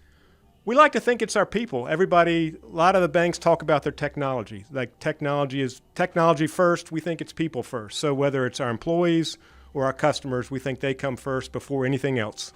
If one wants to know more about Chesapeake Bank, where do we need to go? I think the best place to go is come in and meet our people in person at one of our branches. We've got 5 branches here in Williamsburg. Or if you are more digitally inclined, go to chess.bank and you can meet our employees virtually. Thanks so much for sponsoring Tribe football in this community for many, many years. Jay, thanks for all you do, man. I love you. A1 American keeps your plumbing perfect at your home and business. Fix those leaky toilets and faucets, dripping shower heads, water heaters, and slow drains now. Book before 5 p.m. Monday through Friday and get $75 off. Hurry, this offer ends September 30th. Homeowners and businesses, don't delay. Schedule your A1 American HVAC fall maintenance today, especially if you've had cooling problems this summer. Right now, get $650 off any replacement AC and heating system. Hurry, this offer ends September 30th. When your child is fighting cancer, You gonna walk out of here on your own? Okay. yes, you never know what is possible. But you will always know where. Introducing the new Children's Tower, a hospital unlike any other, designed for the unique needs of kids and their families. The new Children's Tower, unlike any other.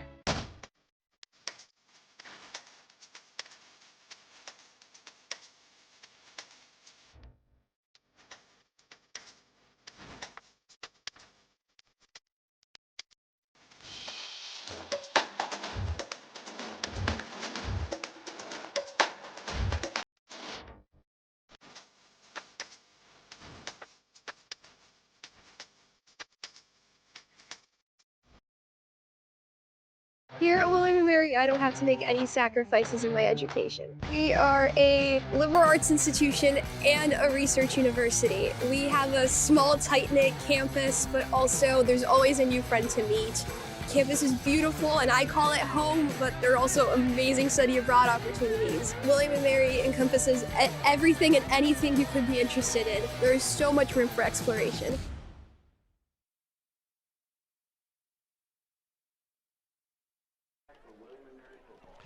So the Tribe overcomes a 7-0 deficit and leads 21-7 at halftime. Welcome back to the William & Mary Bookstore Halftime Show. It's now time to take a look at the halftime statistics brought to you by Wells Fargo, advisors of Williamsburg. And Sean, there they are in front of you, and it's pretty much domination and on every stat line you can see there. Yeah, I think that tells the story. After that early drive by Hampton, it looks like the Tribe really settled in on offense and defense, outgaining and a number of plays, a number of yards, just taking control of the football game on both sides of the football.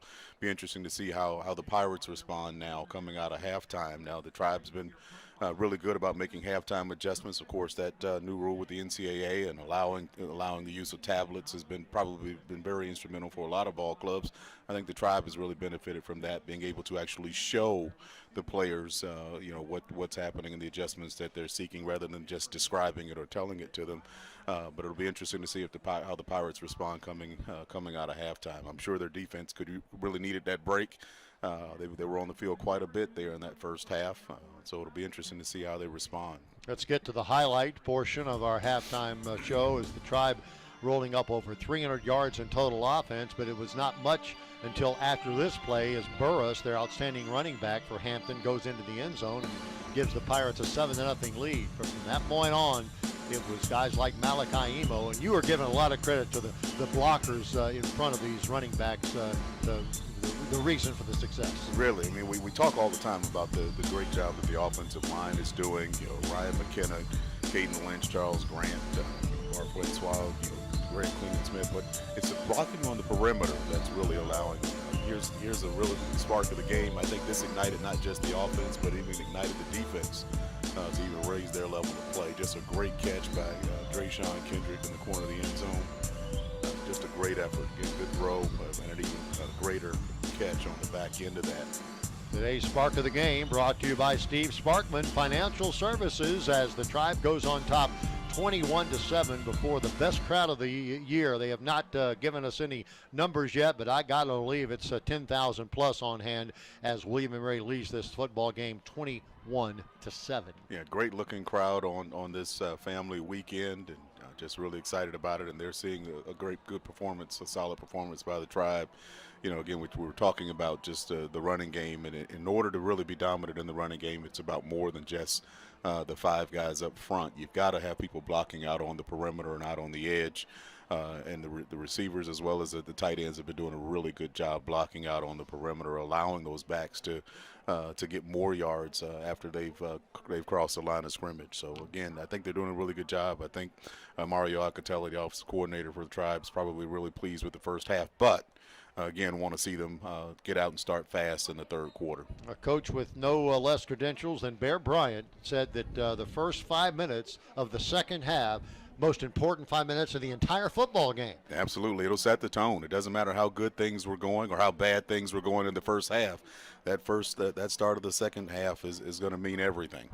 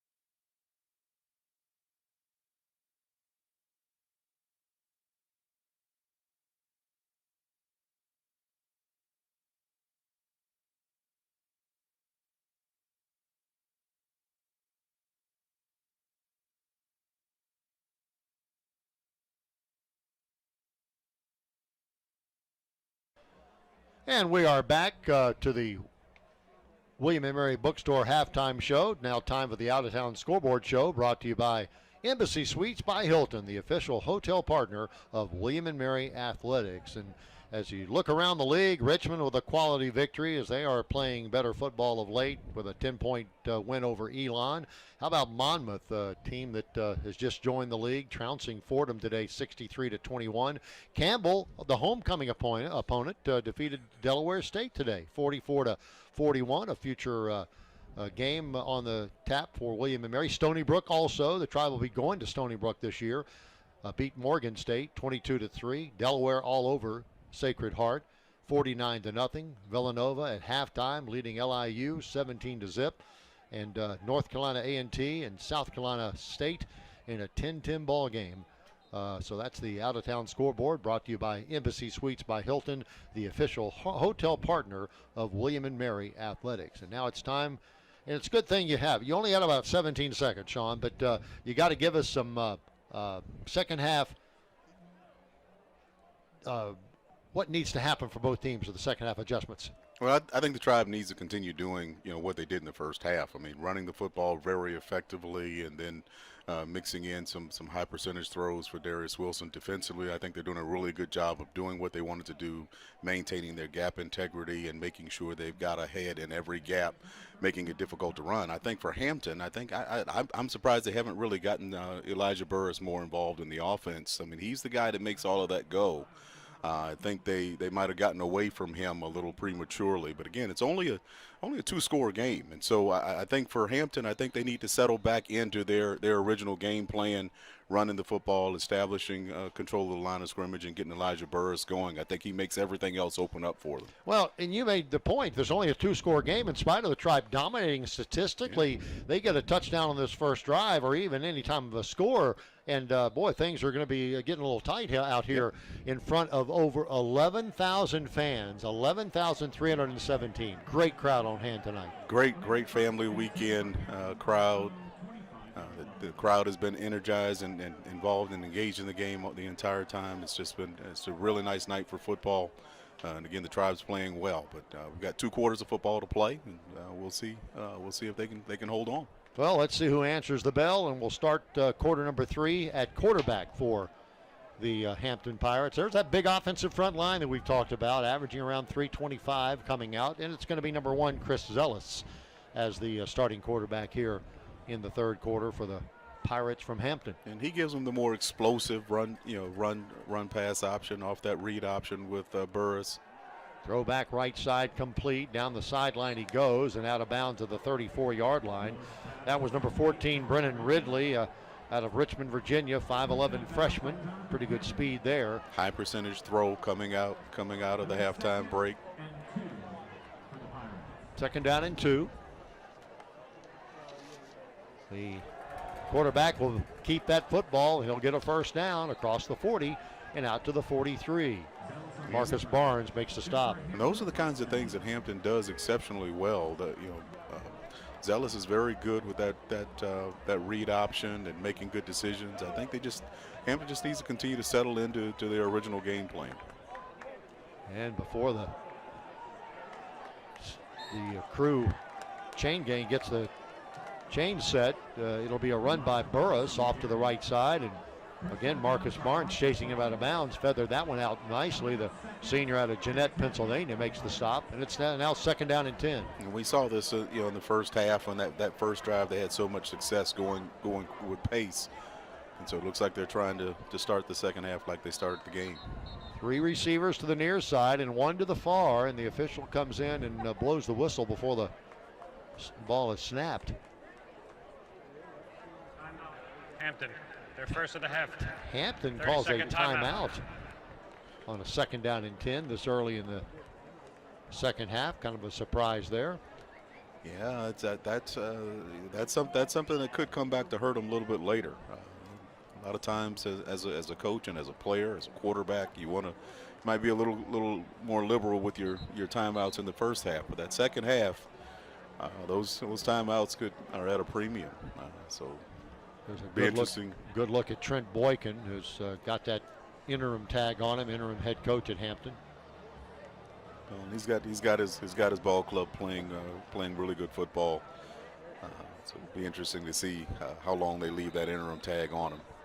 2nd down and 10 for the Pirates. First drive here in the 3rd quarter. Zealous, pitch back left side. That's Burrows trying to get the edge, and a nice open field tackle by number 35, Quinn Osborne.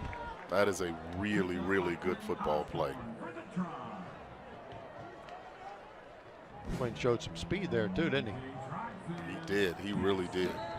As a linebacker, 6'2", 220 out of Mitchellville, Maryland. And now another timeout called, an injury timeout. I think Quinn was shaken up a little bit on that tackle, but he's walking out on his own accord, so it looks like he'll be okay. Quinn's a great young man. Had a chance to talk to him about his future and such. Very interested in business, on the business side of things. He and Alex Washington almost inseparable, including living together, by the way. And I can't imagine that household doesn't talk football 24/7. Well, this was one who roomed with a teammate for 4 years. You do develop a special bond off the field that certainly translates onto the field as well, and those two are no exception. And they're two captains too, so they're two leaders, and they're that sharing that leadership thing. Both of them on defense, they really go work hand in hand. It is 3rd down and 7 to go for the Pirates. Again, a 4 wide out set, 3 to the near side.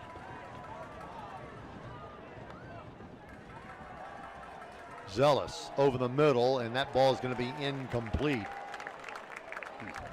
Marcus Barnes was around the receiver, who kind of slowed up his route a little bit. Watch it sail in front of him, and it's 4th and 7. Looked like a little miscommunication there. I think Zealous saw a hole in that zone. He wanted to bring the receiver in. The receiver broke off his route instead of coming on into that hole. A little miscommunication there. Brett Starling, we'll see him again with Drayshawn Kendrick deep. There's a good look at Drayshawn with that great catch in the first half of the touchdown. And the punt is away.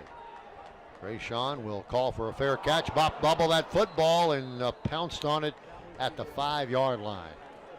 So the Tribe will have a daunting task, looking them square in the face, 95 yards for a score. Without a doubt, the worst field position they've started with. But again, I think the prescription remains the same. Run the football. Get yourself some room down here.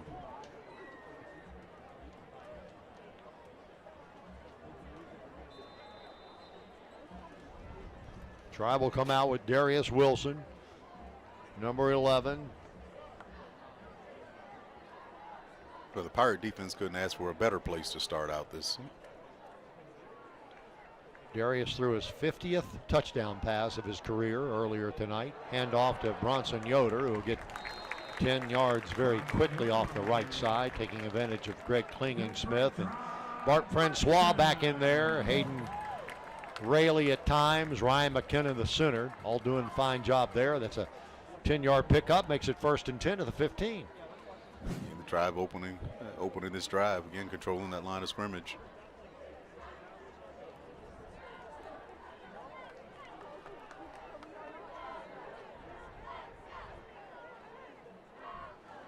Hampton defense looks a little confused. They'll run it back this way, and that's Drayshawn Kendrick trying to get the edge, and he's running out of bounds at the 25-yard line near another 1st down, keeping it on the ground. 2 10-yard gains. That'll win some games. Absolutely. See Drayshawn again. We talked about the blocking out on the perimeter there. Sean McElwain pulling out ahead of him.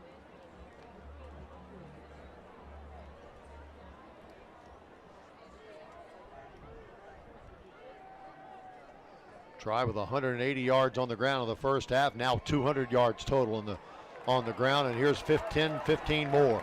That is Bronson Yoder again across the 35 and out to the 40-yard line. The great Bronson Yoder just keeps chugging along as he now has 85 yards of rushing this evening. Again, just the inability of any one person to bring him down. He actually left one man right in the hole.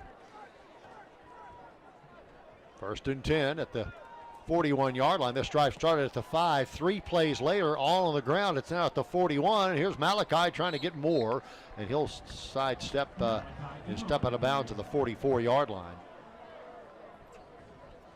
Trey Everett, one of the really good tacklers on this Hampton squad.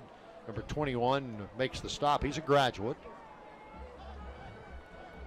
You talk about graduates, talk about a mature football team. This Pirate team has 12 graduate players on their 2-deep roster, with another 4 seniors mixed in there. 2nd down and 6.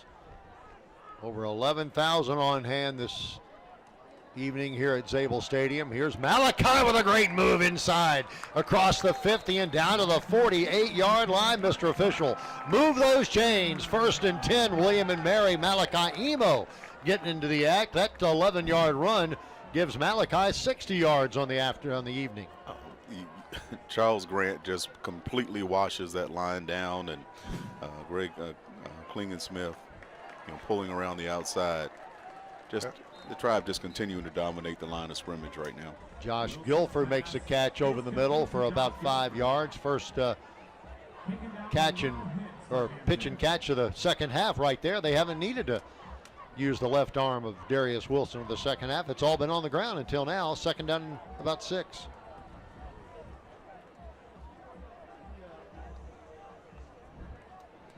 Trey McDonald and Matthew Akuche coming in. 2nd and 5 to go. Quarterback will hand the football off. That's Malachi with a nice move up front, but he'll get hit pretty hard sideways by the defender for Hampton, number 32, Jamar Darbar, and it's a 3rd down and about 4. 3rd and 4, manageable down. So a lot of options on with a 3rd and medium. Rayshawn Kendrick and Matthew Akuche to the right side of the football field. Akuche in motion now. Pardon me, that's Carson Jenkins in motion. And Darius Wilson going to have to hurry his throw downfield. He has a man. A flag goes down. Sean McElwain still on his feet after eluding a tackler. And that is a great game for that tight end down to the 16-yard line. But let's see if it holds.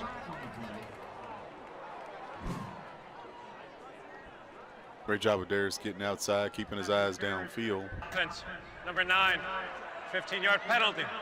3rd down. They're going to call offensive pass interference by Bronson Yoder.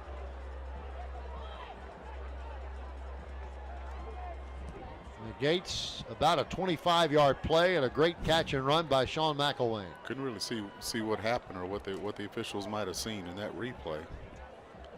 Yeah, he was down there around.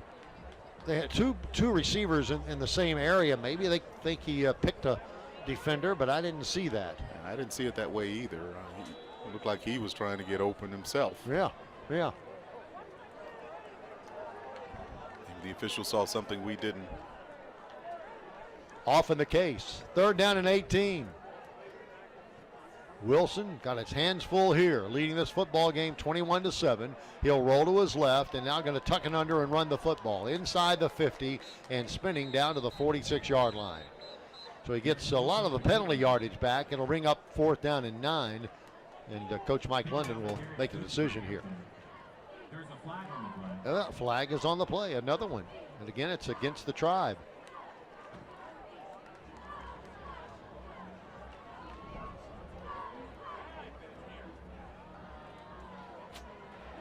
Illegal motion. Looks like Offense, Hampton coach Trent number 81. Boykins electing to 5-yard move the penalty. Tribe back more. 3rd down. That's an interesting call, though, because he would have had 4th down and 9, and now it's going to be 3rd and 23. So you give the Tribe a chance to.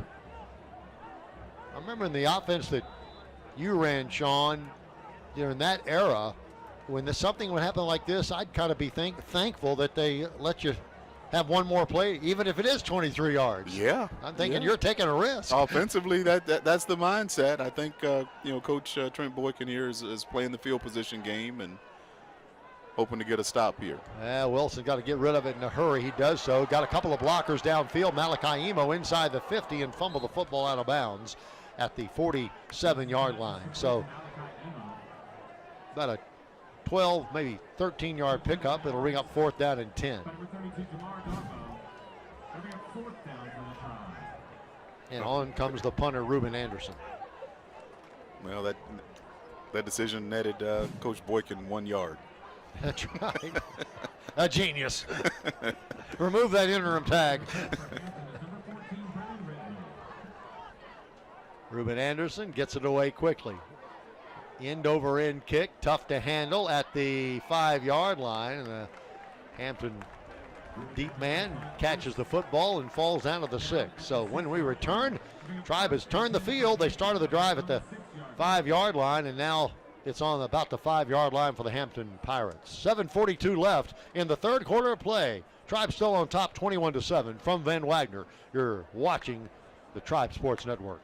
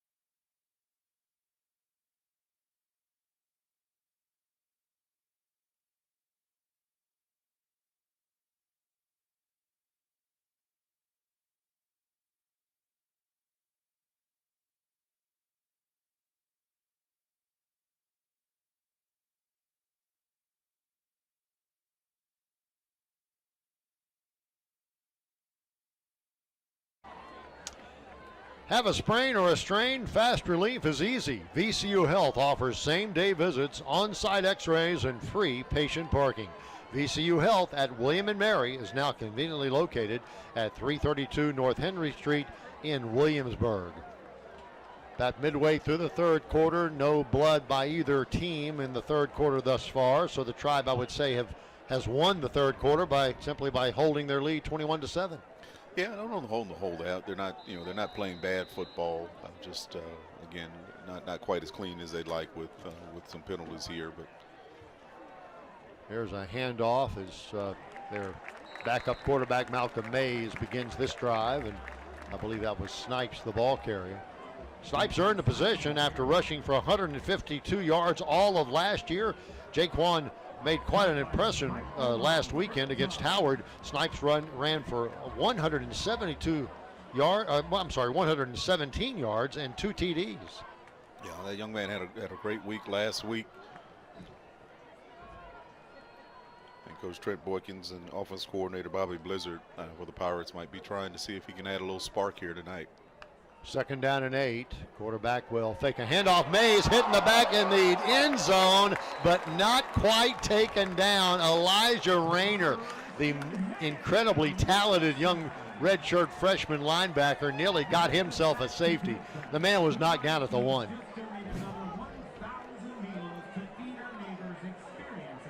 Does a great job of reacting there. Chris Ham cleaned it up, and by the way, that's a sack, another sack to give back. 1,000 meals delivered by our great friends at Food Line to our neighbors in need, to the Peninsula Area Food Bank. How about Christian Ham? I've got some young men on that defense side of the football that are just growing by leaps and bounds this year so far. talking to Coach Mike London, he's really pleased with the development of his young players and the improvement that he continues to see in them. Christian out of Fredericksburg and James Monroe High School.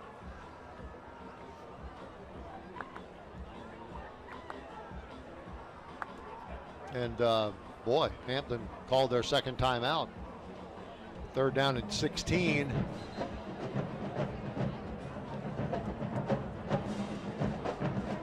This is, did you ever play defensive back in high school? I did not. Okay, they stuck you at quarterback and thought they found a winner, and they did. But so my point is, or my question to you is, the defensive backs are licking their chops here, aren't they? 3rd down and 16. They're licking their chops, but in this situation, especially with the offense backed up this deep, you just don't want to make a mistake. You want to be solid in your assignment and don't get greedy here, trying to make a play and get yourself out of position. Malcolm Mays, the quarterback. He will hand off up the middle, and that will go nowhere. Alex Washington and company. Christian Ham there.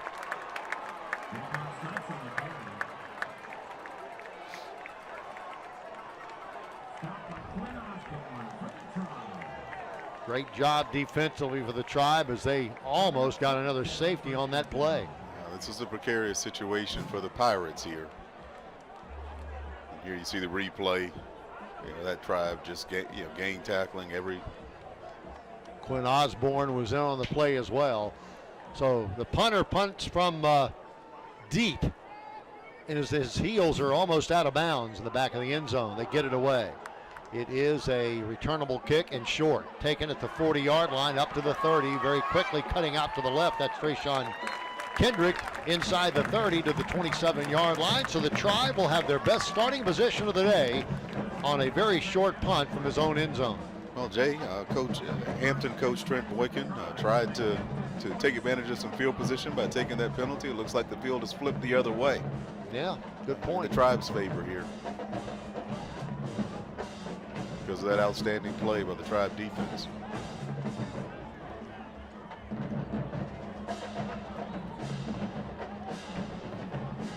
Tribe offense on the field. They got Charles Grant up front, try to get some numbers. They do rotate these, Ben. I'm sure Ryan McKenna is in the center position. Looks like Caden Lynch is in the game as well. Sean McElwain in motion. Tight end has had a good game. Darius Wilson looking for some help, and now he'll tuck it up and run the football and steps out of bounds right near the 25-yard line. Just a couple of yards, maybe 3 on the effort. 2nd and 7. Just a great job by that offensive line, giving Darius all that time, but it was even better job by the Pirates in the back end, covering the receivers. Just nowhere for Darius to go with the football.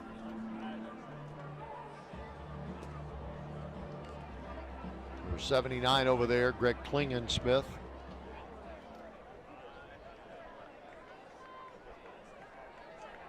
75, Ryan McKenna snaps the football. That's Bronson Yoder on a spin move, trying to find that first down marker. Came up a bit shy inside the 20 to the 19. It'll ring up 3rd down and a yard and a half, maybe 2. Hollis Mathis checking in along with number 85, Trey McDonald. Trayshawn Kendrick coming in as well. Tribe has some weapons, don't they? Oh, they're all over the place. They're an offensive coordinator's dream. Now, Darius Wilson is lined up wide to the right. Now here's Hollis Mathis under center. He'll get the snap, fake the handoff, and roll to his left, and now going to run that football at the 20, and he'll step out of bounds at around the 18-yard line, and that'll be about a half yard shy, if my eyes don't deceive me, for a first down marker.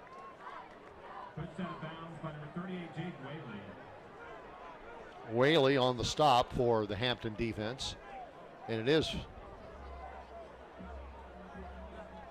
4th down and half a yard.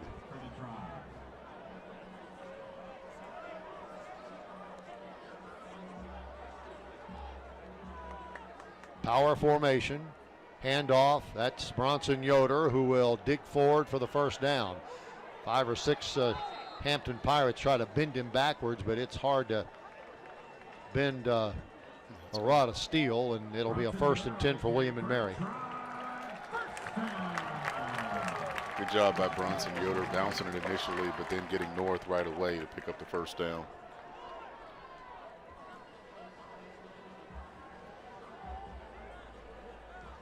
Bronson will take a bit of a break. Yoder, we'll get the third quarter stats here in a moment. 2:52 remaining. He's going to approach another 100-yard effort this afternoon, or this evening, I should say, at Zabel Stadium. Showing a blitz from the near side, and now Darius Wilson maybe calling an audible. Back to pass he goes, in the pocket, stepping up, and now running out of room, and now finding some room. He will fall forward to the 13-yard line.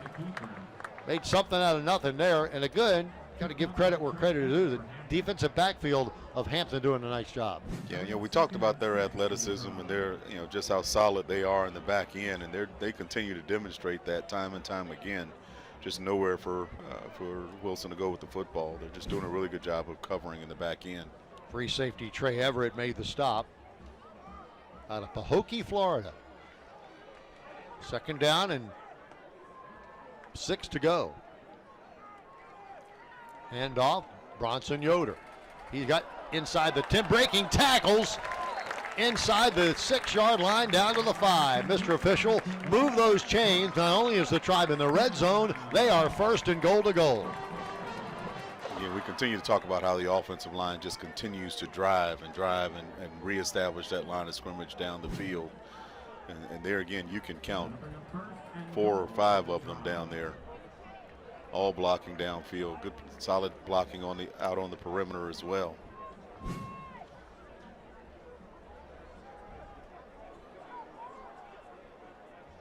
Garrett Robertson wide to the right side. There's the snap on 1st and goal. Quarterback will take it himself, and he'll be hit hard. They're still trying to fall forward. I think he got in the end zone. Yes, he did. Darius Wilson wanted it more. Touchdown, William and Mary. Touchdown, green and gold, as Darius Wilson goes in for the 4th score of the day. Jay, it's a good play call, but that's all Darius Wilson there with that 2nd effort that gets the ball into the end zone. 14th rushing the touchdown of Darius's great career.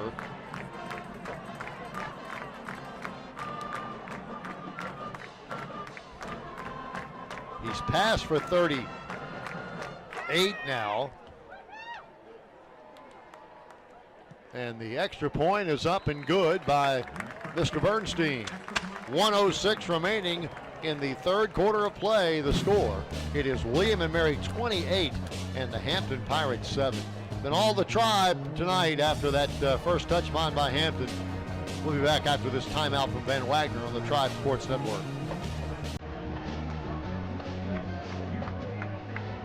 Hey you doom scrolling. You're gonna want to see this.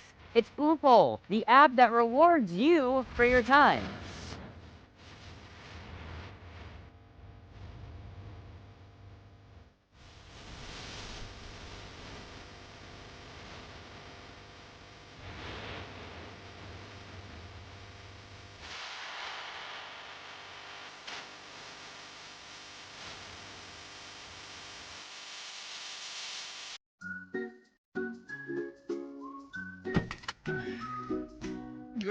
All buckled up, let's go! Tuition Monster, how are you here already? She's only 2 days old. And that means there's only 6,720 days till she's off to college.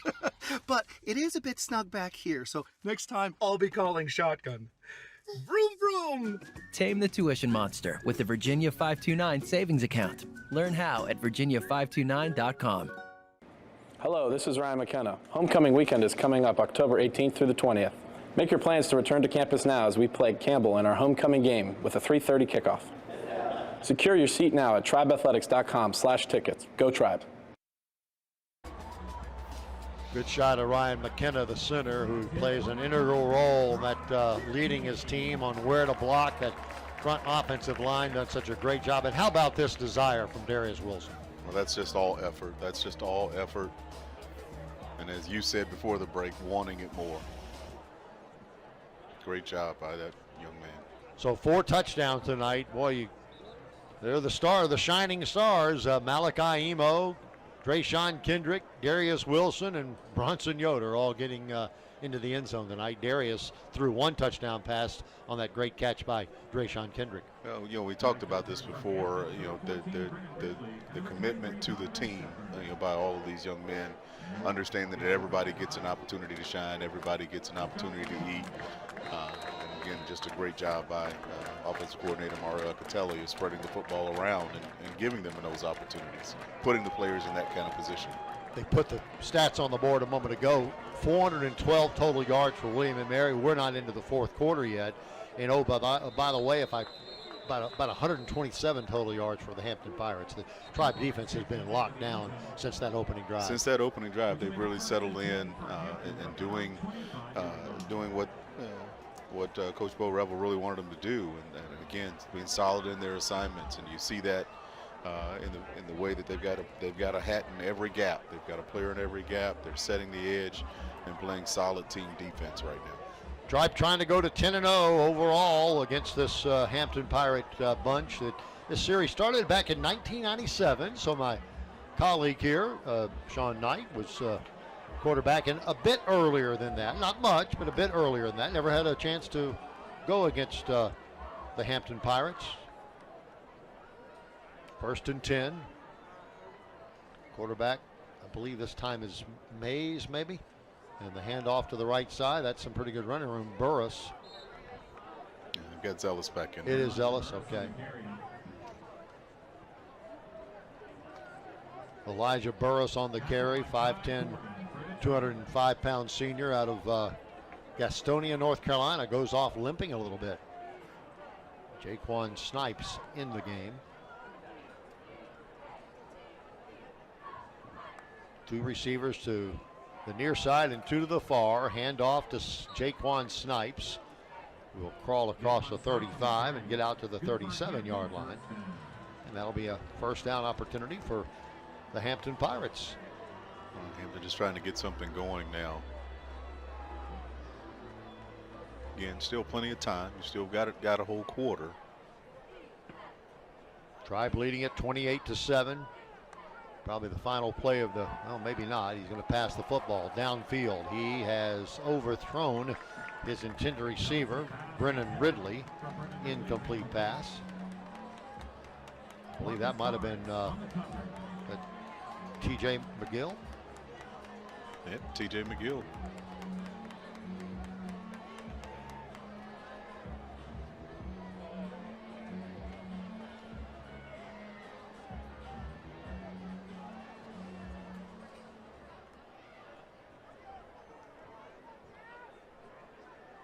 This will be the final play of the third quarter.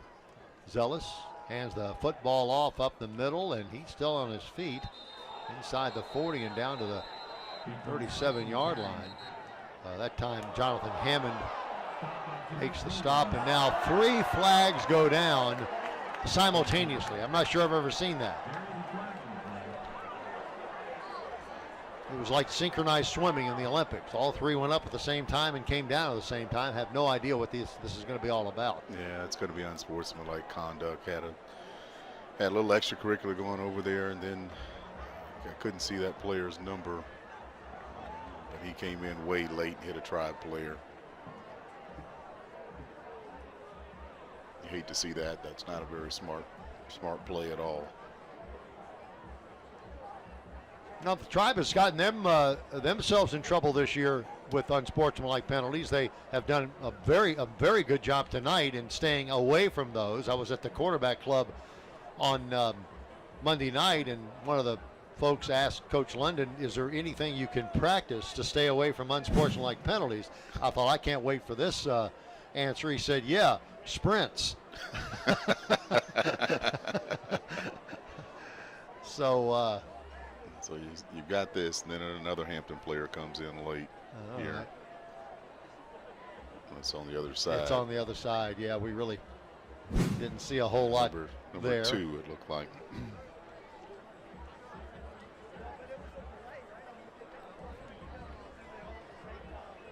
This is the end of the third quarter.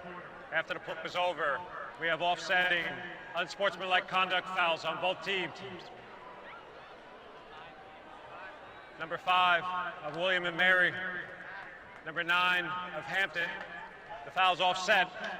It's third down when we start the fourth quarter. So we are at the end of the third quarter of play from Zabel Stadium in Williamsburg. So far, so good. The Tribe trying to make it 1-0 in the Coastal, leading Hampton 28-7 as we go to the fourth.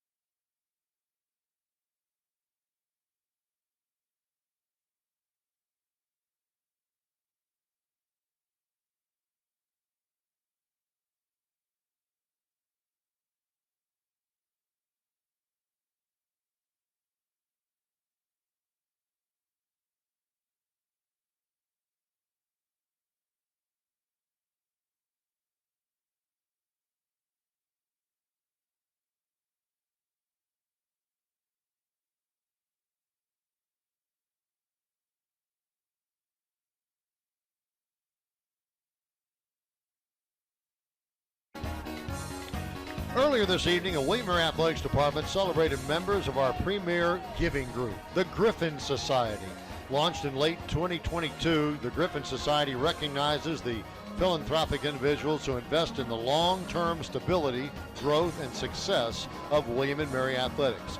This group is dedicated to supporting the future of our tribe by making commitments of $50,000 over 5 years. So a huge tribe thank you to all of them, to all the individuals who help us provide critical support for our student athletes. Fourth quarter is underway. Pass from Zealous over the middle is a completed pass to the wide receiver for the Hampton Pirates, Marshawn Ferguson. No, it is complete out to a 49-yard line for a 1st and 10. Tribe on top, 28-7. Hand off right side. That is number 35, Tymere Robinson, out of Asheboro, North Carolina, a 5'11", 230-pound senior. You could tell he's a little bit bigger bodied man trying to go behind that big line of the Hampton Pirates, and he gained 4 yards after all that. 2nd down and 6.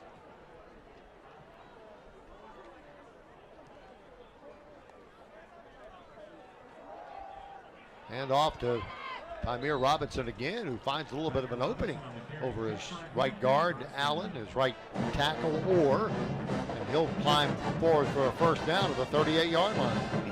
Jay, the Pirates just trying to get something established now, trying to get something going on offense.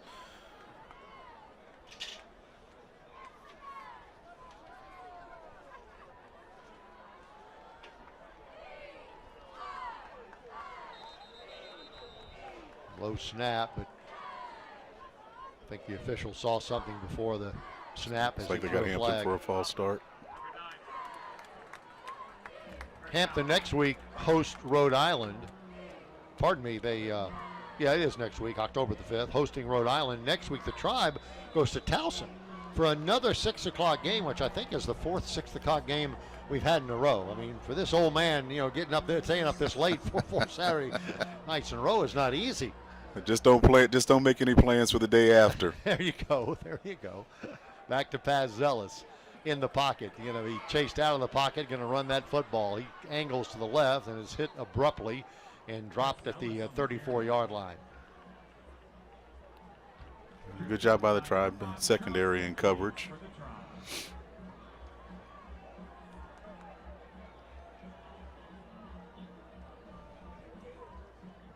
Tribe on top 28-7, looking for its 4th victory in 5 games.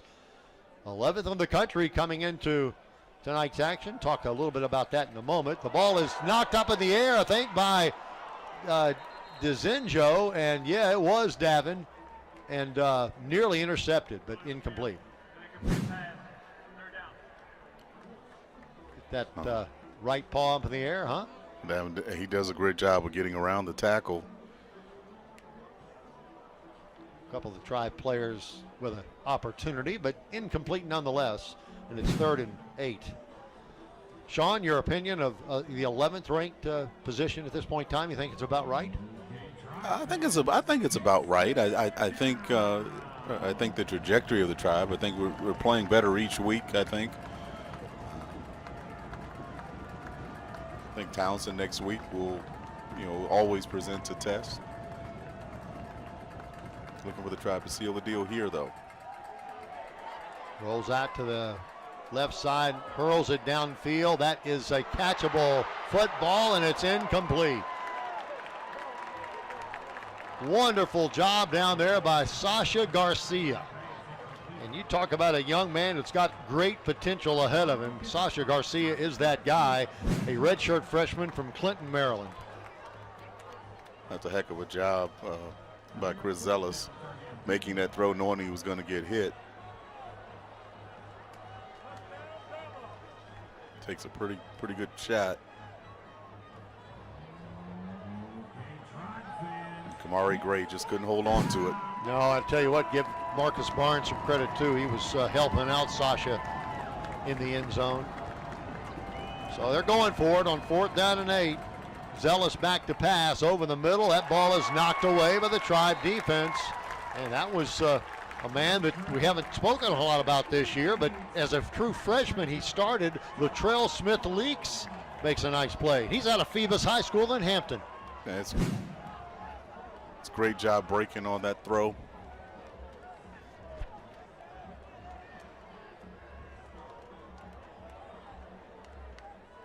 We were talking about between the breaks, not to, get overzealous here. You got a lot of these players on both these teams played high school football together, predominantly in Virginia, and sometimes familiarity does breed discontent. Discontent is the word, especially in a ball game like this. Hollis lines up beside Darius, and Hollis will get the football. And no, he won't. They'll give it to Malachi Emo, and Malachi scurries across the 45 and out to the 48-yard line. Some real trickery there for the green and gold. The Pirates are not out of this. It's a 3-score game, but they really need their defense to come up with a stop here. Malachi's down. See a little trickeration with the reverse. Malachi with that 20-yard run, now officially with 84 yards. So listen to this. Bronson Yoder with 99 yards, Darius Wilson with 82 yards, and Malachi Emo with 64 yards. And we've still got 12 minutes to play. Again, the Tribe on the ground have been nothing short of impressive.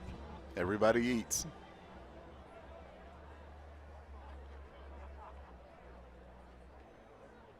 It's just really wonderful to see the relationship that those young men have too, and how much they support each other, how much they celebrate each other's success. Again, that's a testament to the environment that Coach London has created here, where everybody prioritizes the team. And Malachi will get up under his own health and walk off the field. It looks like you'd like to go back in one more time right now, but I don't think you can. Look at this run. Early. He runs with a purpose. He does. He really does. 1st and 10, the 49-yard line. The Tribe moving from left to right here in the fourth quarter and leading 28-7. Tight end set beside the quarterback for as a blocker, throwing it downfield complete to Hollis Mathis. Hollis hadn't been able to get his hands on the football a whole lot tonight. He's caught 3 catches, and now that's his 4th catch of the evening. Good job of Hollis going down and securing the catch. You've made comments all night long, Sean, about the blocking ability. At some point you brought up there's Bronson Yoder, who goes over 100 yards. I believe every game this year thus far, Bronson has done that. Down the 40, down to the 37-yard line, 1st and 10. But when you talk to guys like Trey McDonald and Sean McElwain, they'll bring up their pride in their blocking before they bring up the pride in catching the football as tight ends. Yeah, and I think most tight ends feel that way. I think they recognize that's an underrated part of the responsibility of tight ends. But those 2 young men take a lot of pride in that, and they do it well.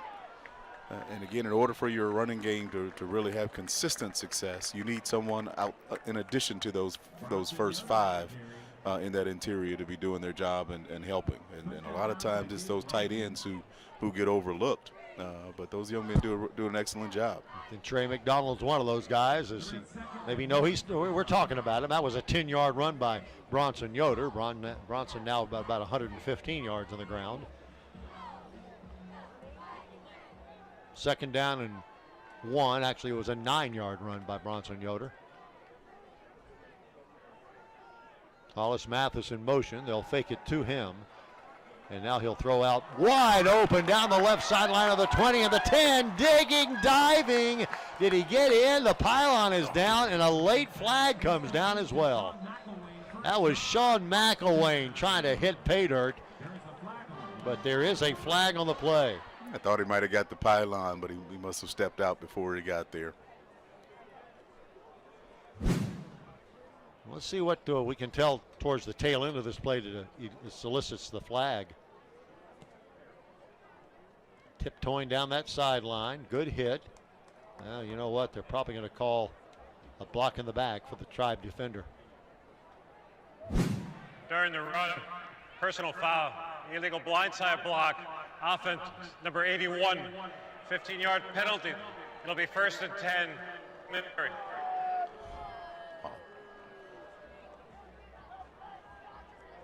Now, I saw that little blindside hit, and they're really trying to take that out of the game of football. And I'm not saying it's certainly not a dirty hit, but you just can't do that anymore.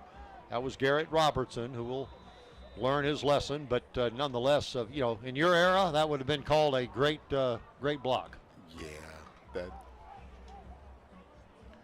that's a tough call. That young man just putting forth the effort, trying to help his teammate out, but unfortunately, you just can't do that. 1st and 10, just outside the red zone, the 20.5-yard line. Hand off to Bronson Yoder, who cuts it up the middle as he runs to the left and then darts back, and he'll get about 4 yards out of it. Down to the 16-yard line, 2nd down and 6 yards to go. Malachi Emo checking into the ball game.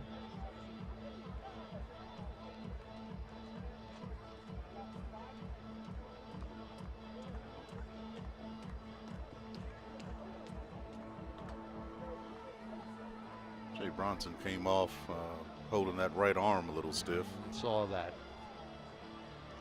Hopefully he gets checked out and he'll be okay and come back in. Trey McDonald, the tight end, in motion. Handoff right side to Malachi. Got some blockers in front of him, and he somehow came out of there like a shot out of a tube of toothpaste. And inside the 5 he goes, down to the 4-yard line. That will bring up a 1st and goal to goal as the Tribe deep in the red zone. At least twice it looked like he was tackled, and somehow Malachi slips out of there. He's got such a low center of gravity and great balance.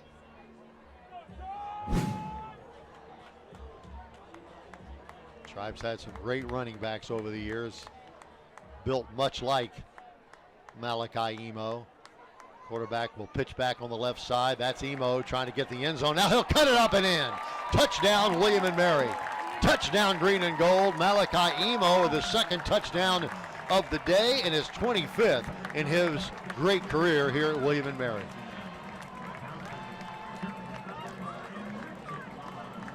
(34-7), the Tribe on top. Tribe another red zone touchdown there for the green and gold. Every touchdown is a Town Bank touchdown. Town Bank serving others, enriching lives. It's just capping another solid drive. Snap is down, the kick is up, and it is good. 8 minutes, 16 seconds remaining in the ball game. All William and Mary. Can you believe Hampton took a 7-0 lead early? It's now 35-7. The Tribe is rolling.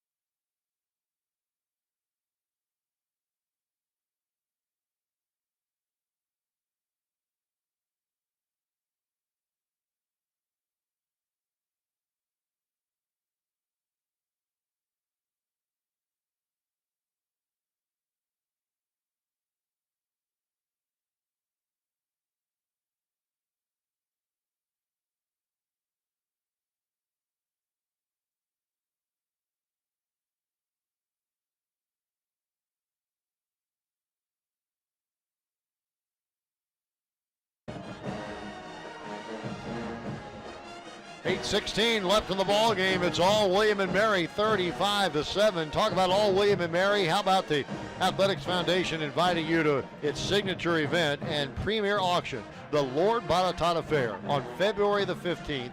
A staple of fundraising success. The Tribe has gotten millions of dollars, earned millions of dollars out of that great event. The Lord Botetourt Fair. If you are interested in registering, donating an item to the auction, please get in touch with the William Mary Athletics Foundation. Thank you for your support, and go Tribe. It is a really, well, they call it a Lord Botetourt auction for a noble cause. Just a wonderful, wonderful event. I mean, there's a silent auction, but there's also a live auction in that experience. Just a really, really wonderful affair. More folks in tuxedos and tennis shoes than you'll ever see anywhere else. It's really a fun night. It is. It is indeed.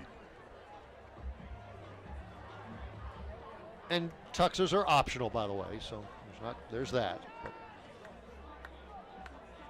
you know, Bobby and Patty Dwyer have taken that auction from the very get-go and done amazing things. I know Jane Kaplan has been a part of it. I don't want to start naming names. Barb Ramsey. If I start naming names, you're going to obviously leave out a lot because we don't have that much time to go over all the people that have contributed and made that auction such a success. But the auctioneer, Bobby Dwyer, we tip our hats to him. He's been there since day one. There's Mays throwing over the middle, complete. So one of their favorite targets tonight. Marshawn Ferguson with his third catch of the evening.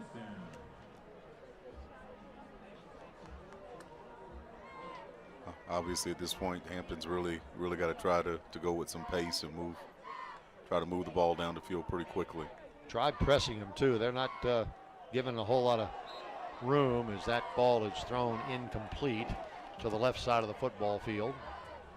T.J. McGill was around the football. We'll start seeing if there's any new numbers here in this part of the game. Elijah Rayner is in there. He's played most of the game. You got Marcus Barnes. Up front, Christian Ham. Boy, he's on target to maybe be one of the quarterback club defensive players of the game. And Davin DeZinho, you can name him every week. All over the place. He's been all over the place. And fumble the football did Malcolm Mays, but he pops back on it quickly at the 32. So it's a loss of 4 or 5.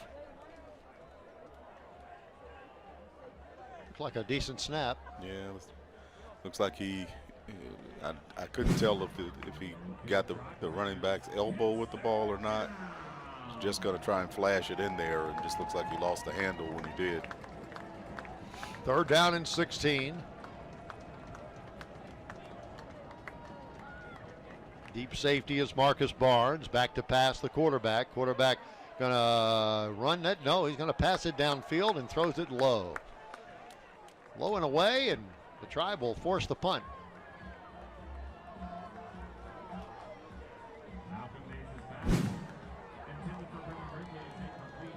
The Tribe D's playing really good complementary football. Well, we were told we might see this true freshman, and we have a couple of times tonight. Armand Wright is deep for William and Mary. He is a speedster, so if he gets one, he can field. Buckle your seatbelt. Starling to punt it away. He's been busy, and he does. It's a line drive effort, and it is returnable. Here we go at the 30-yard line. Right, boy, clobbered at the 32, and that is where the Tribe offense will take it over with 6:52 to play in the football game and leading 35-7. Next up for William & Mary at Towson on Saturday night at 6 o'clock. If you want to listen to the broadcast, we'll have it beginning at 5:30 for the pregame show. The countdown to kickoff is old broadcast partner Bill McDonald named it. Myself and Pete Clausen will be on the call at Towson, 6 o'clock next Saturday. Dinner date with the Towson Tigers. 1st and 10.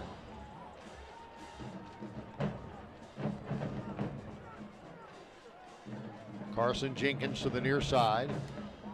And Tyler Hughes is in the game. He's going to roll to the right side. Got a lot of running around the 40. He's got some legs at the 30-yard line of the 20. He's at the 10-yard line and is run out of bounds at the 11-yard line. I think that's where they're gonna run it back. He stepped out of bounds right there. I thought maybe he got the 10, but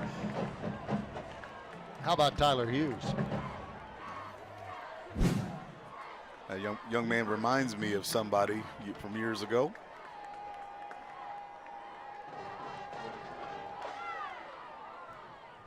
Quick handoff. It's Miller up the middle. Josh Miller getting a chance. Yourself, Sean, with that great speed. I think in some ways he does remind me a bit of me in stature and his playing style. He's demonstrated early on, really got a pretty strong arm and runs really well. We saw his speed on display there. I think a young man could have a very bright future for the green and gold. Got a couple of more years of eligibility after this year. And he'll take off himself, and he will get into the end zone. Touchdown, William and Mary. Touchdown, green and gold. Tyler Hughes, the sophomore from Marietta, Georgia, gets in for his 6th touchdown of his career and his 3rd rushing.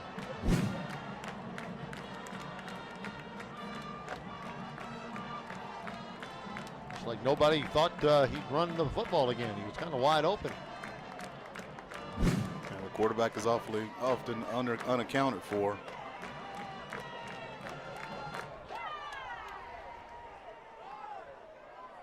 There's the snap. The kick is up, and it is good. And so with 5:44 remaining, in this football game. It's now a 41-7 ball game. Let's back up and open up a can of worms that we were talking about earlier, Sean. Tonight, as you are well aware, FCS playoffs now takes 24 teams. I think there are like 12 conference champions, and then obviously the higher you are in the seeding, the higher you are in the top 25, the higher seed you have a chance to go. We talked about the Tribe coming in number 11. This game today certainly I don't think will hurt the Tribe in next week's poll. Well, depending on what else happens around the country, I mean they could see themselves moving up a little bit. But again, I think there's some opportunities here. I think they have they're positioned to be in control of their own destiny. They just got to continue to get better, continue to play good football week in, week out. Of course, the best way to go to the playoffs and the most sure way is to win your conference. Win the conference. Tribe will go to 1-0 in about 5 minutes and 44 seconds of play here. Go to 1-0 in the Coastal Athletic Association. Number 17 got a chance to kick off. Sam Braidwood making an appearance for Mike London's ball club. I'm sure William Mary will have loads of new numbers on this particular defensive series. Situations like this give you an opportunity to rest some of your regulars, keep your regulars healthy, and at the same time get some valuable game experience for some of your younger reserve players. I think I saw Caden Trotter in there, a defensive back, number 24. Mays calls for the football. He's going to throw it, and that ball is going to be knocked away by one of those up front men. And maybe they say it's a fumble? Incomplete pass.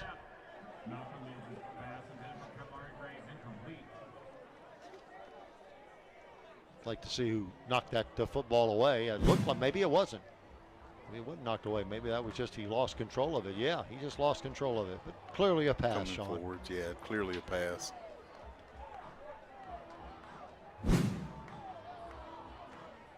Second down and 10. Jaden Boring in there at linebacker. Yeah, good call there. Get these young men that work so hard at practice some air time. Throw over the middle, nearly intercepted by Sasha Garcia. Yeah, looked like some miscommunication there. Looked like Kamari Gray kind of hooked up, and Malcolm Mays thought he was going to keep on the move.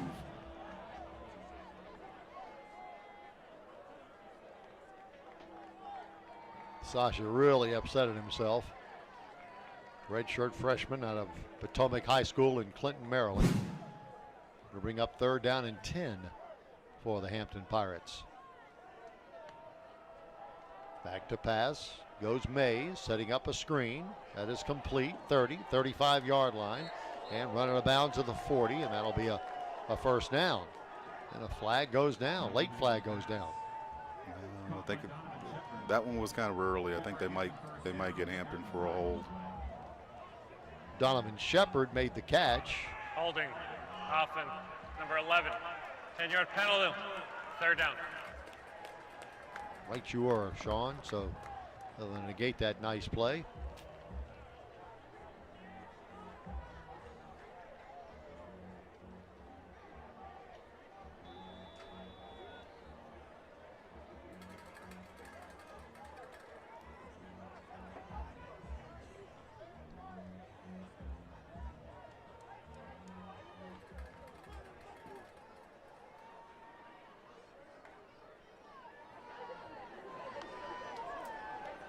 Back to pass the quarterback, late handoff, and a little bit of a delay, and it'll be taken down very nicely. Taken down by Cade Matai for the Tribe. Having a fourth down for Really good play by Cade Matai there.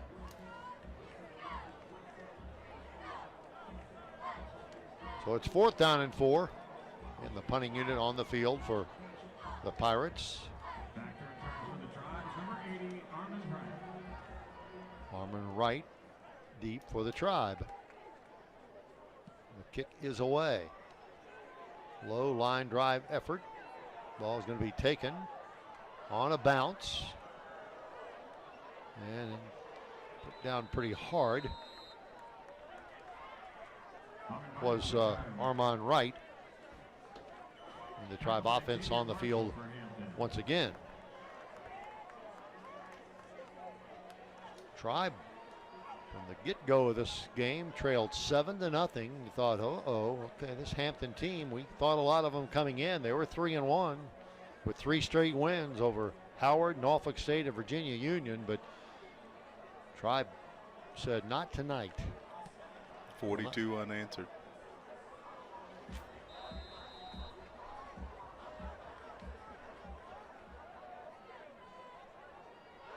Here's Tyler Hughes. Hand off on the left side, and it'll be Miller.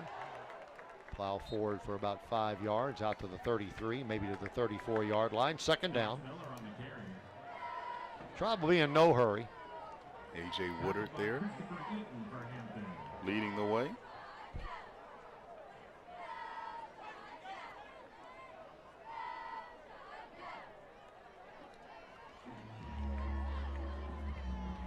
Tyson Garrett in as a running back now for William and Mary.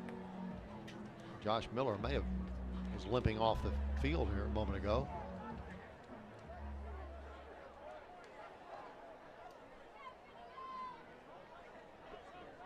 Right in motion, quarterback keeper, and he's got big running room. Tyler Hughes cuts it up at the 50, down the sideline of the 20, to the 10, to the house.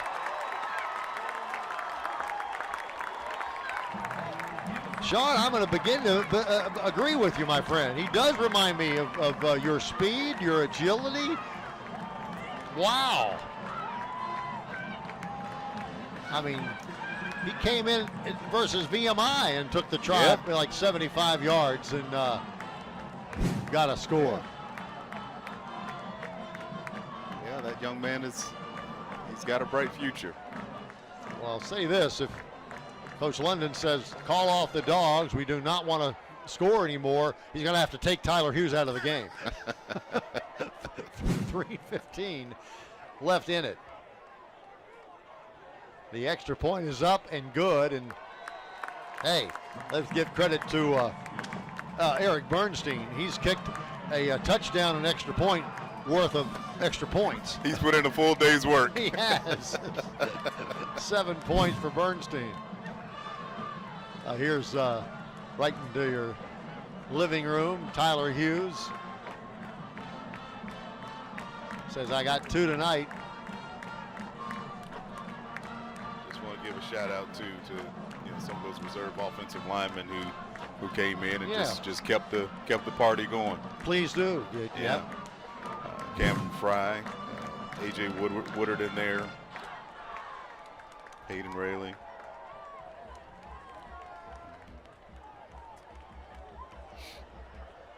I believe Elijah Booth was in there as well.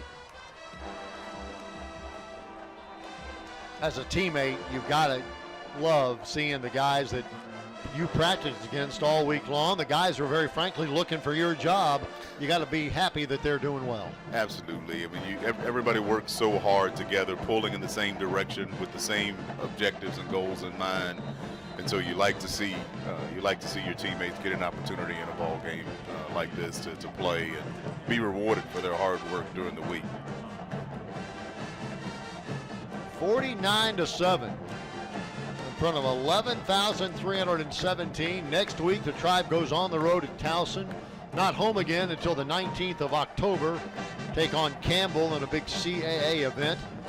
It's called Homecoming here at William and Mary. Got plenty of time to plan for it, but it'll be a good crowd, so get your tickets early. That's a 3:30 start, next home game versus Campbell. All kinds of alumni festivities planned. Come on back home. Hand off, right side, stopped in his tracks by number 15, Bryce Barnes. Bryce came in last week, got a big interception in that win versus Furman. Shepard was the ball carrier. 2nd down and 8. 2:48 to play. Clock running.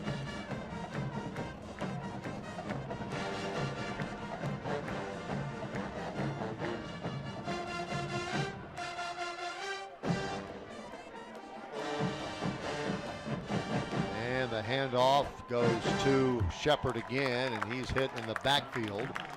Good stop of the Tribe defense. Jay, looking at the pace at which Hampton is going, looks like they're just...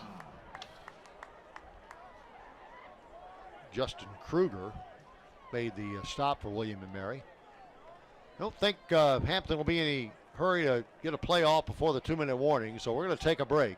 2 minutes to play in this football game here at Zabel Stadium. The Tribe about to go to 4-1 on the season, right now leading this one 49-7. We'll be back after this timeout from Van Wagner.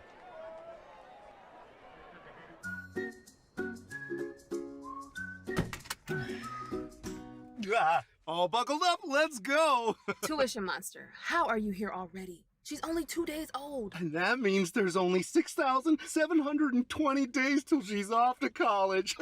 But it is a bit snug back here, so next time I'll be calling shotgun. Vroom, vroom. Tame the tuition monster with the Virginia 529 savings account. Learn how at virginia529.com. Hey you doom scrolling. You're gonna want to see this. It's Oopal, the app that rewards you for your time.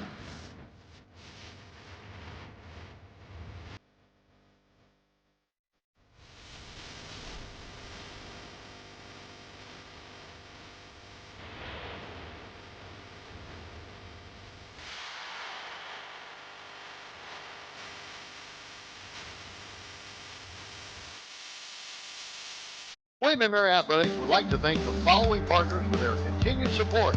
Virginia 529, proud partner of William & Mary Athletics. The William & Mary Bookstore. Embassy Suites by Hilton, proud partner of William & Mary Athletics.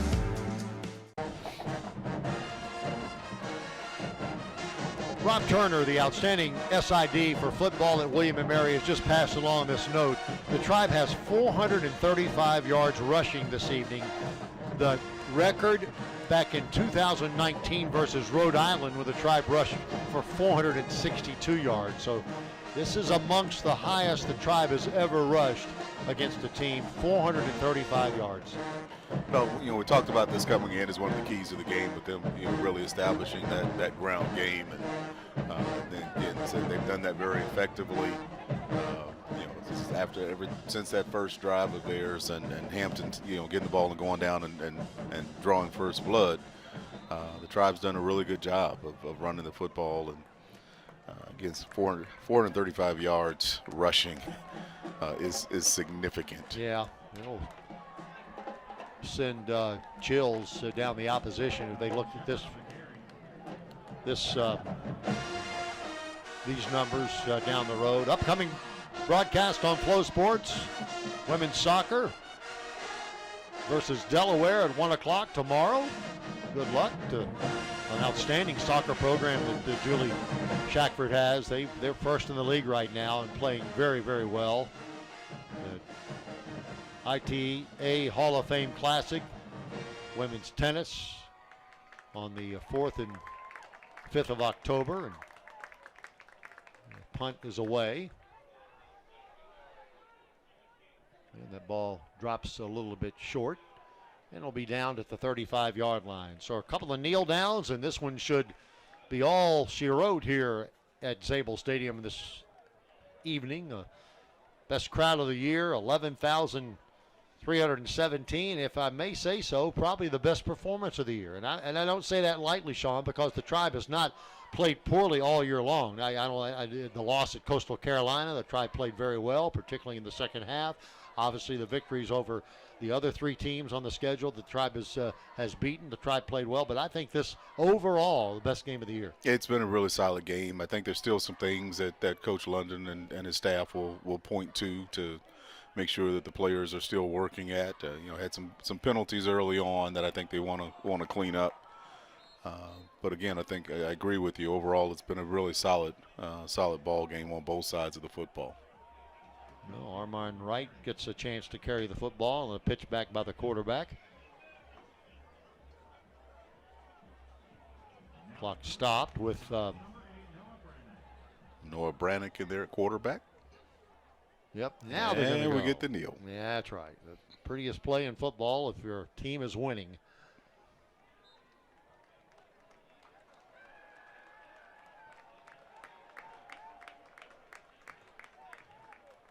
The clock will continue to run, and one more kneel down, and this will belong to William and Mary.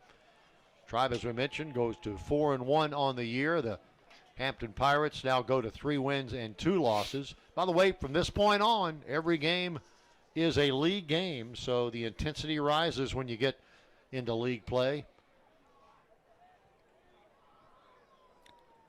And, of course, the Coastal still remains, even with the changes in composition, still remains a very, very challenging conference. So this one belongs to the Tribe as both hands will meet at the 50-yard line and then some and walk home with a victory if you're in the green and gold. Coach Mike London with another victory and a Tribe as a Tribe head coach. By the way, for Coach London, that's his career 95th win as we edge him towards 100. Will it happen this year? Well, got a chance. Tribe wins this one, 49-7. Tribe faithful would like to secure that century mark for him this year. Absolutely. We'll come back with our Pepsi postgame after this timeout.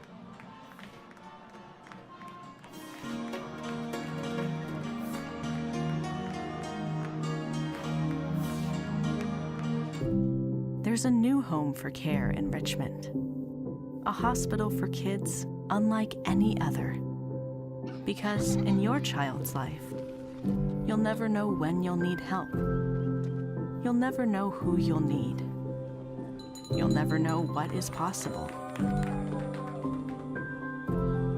But you'll always know where it will happen. The new Children's Tower, unlike any other.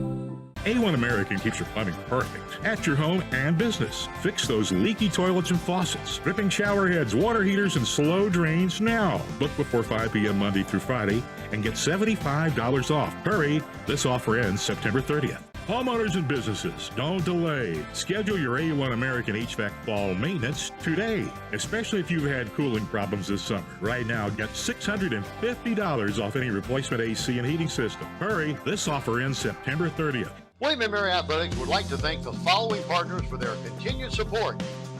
VCU Health, the official healthcare partner of William & Mary Athletics. Pepsi, that's what I like. Aramark, the dining services partner of William & Mary. Virginia 529, proud partner of William & Mary Athletics. The William & Mary Bookstore. Embassy Suites by Hilton, proud partner of William & Mary Athletics. Together, we're building a brighter future. A huge thank you to our sponsors. You're the heart of everything we do. Well, they go through their post-game winning ritual. They'll throw the water bottles. They'll start the countdown, and Mike London, his coaching staff, have done another good job. They had this team prepared. Sean Knight, and they get the victory, the very deserved victory, 49-7 over Hampton. Yeah, we've been talking about the second half adjustments they've been making over the course of the year. This time they made some adjustments clearly in the first quarter. After that first really impressive drive by the Pirates. Again, just a solid team win in all facets of the game.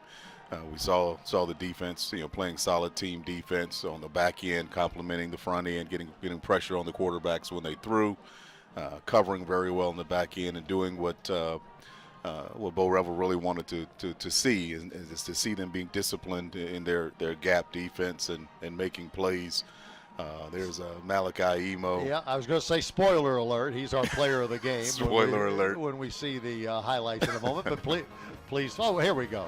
Sean, take it away. Yeah, there's on that option pitch again. Just this doesn't happen just because you have great backs. We've got great backs, but you see everybody getting into the action, blocking the offensive line certainly, but also the blocking on the perimeter by the receivers and the tight ends. Malachi Emo, 2 touchdowns, 95 yards on the night.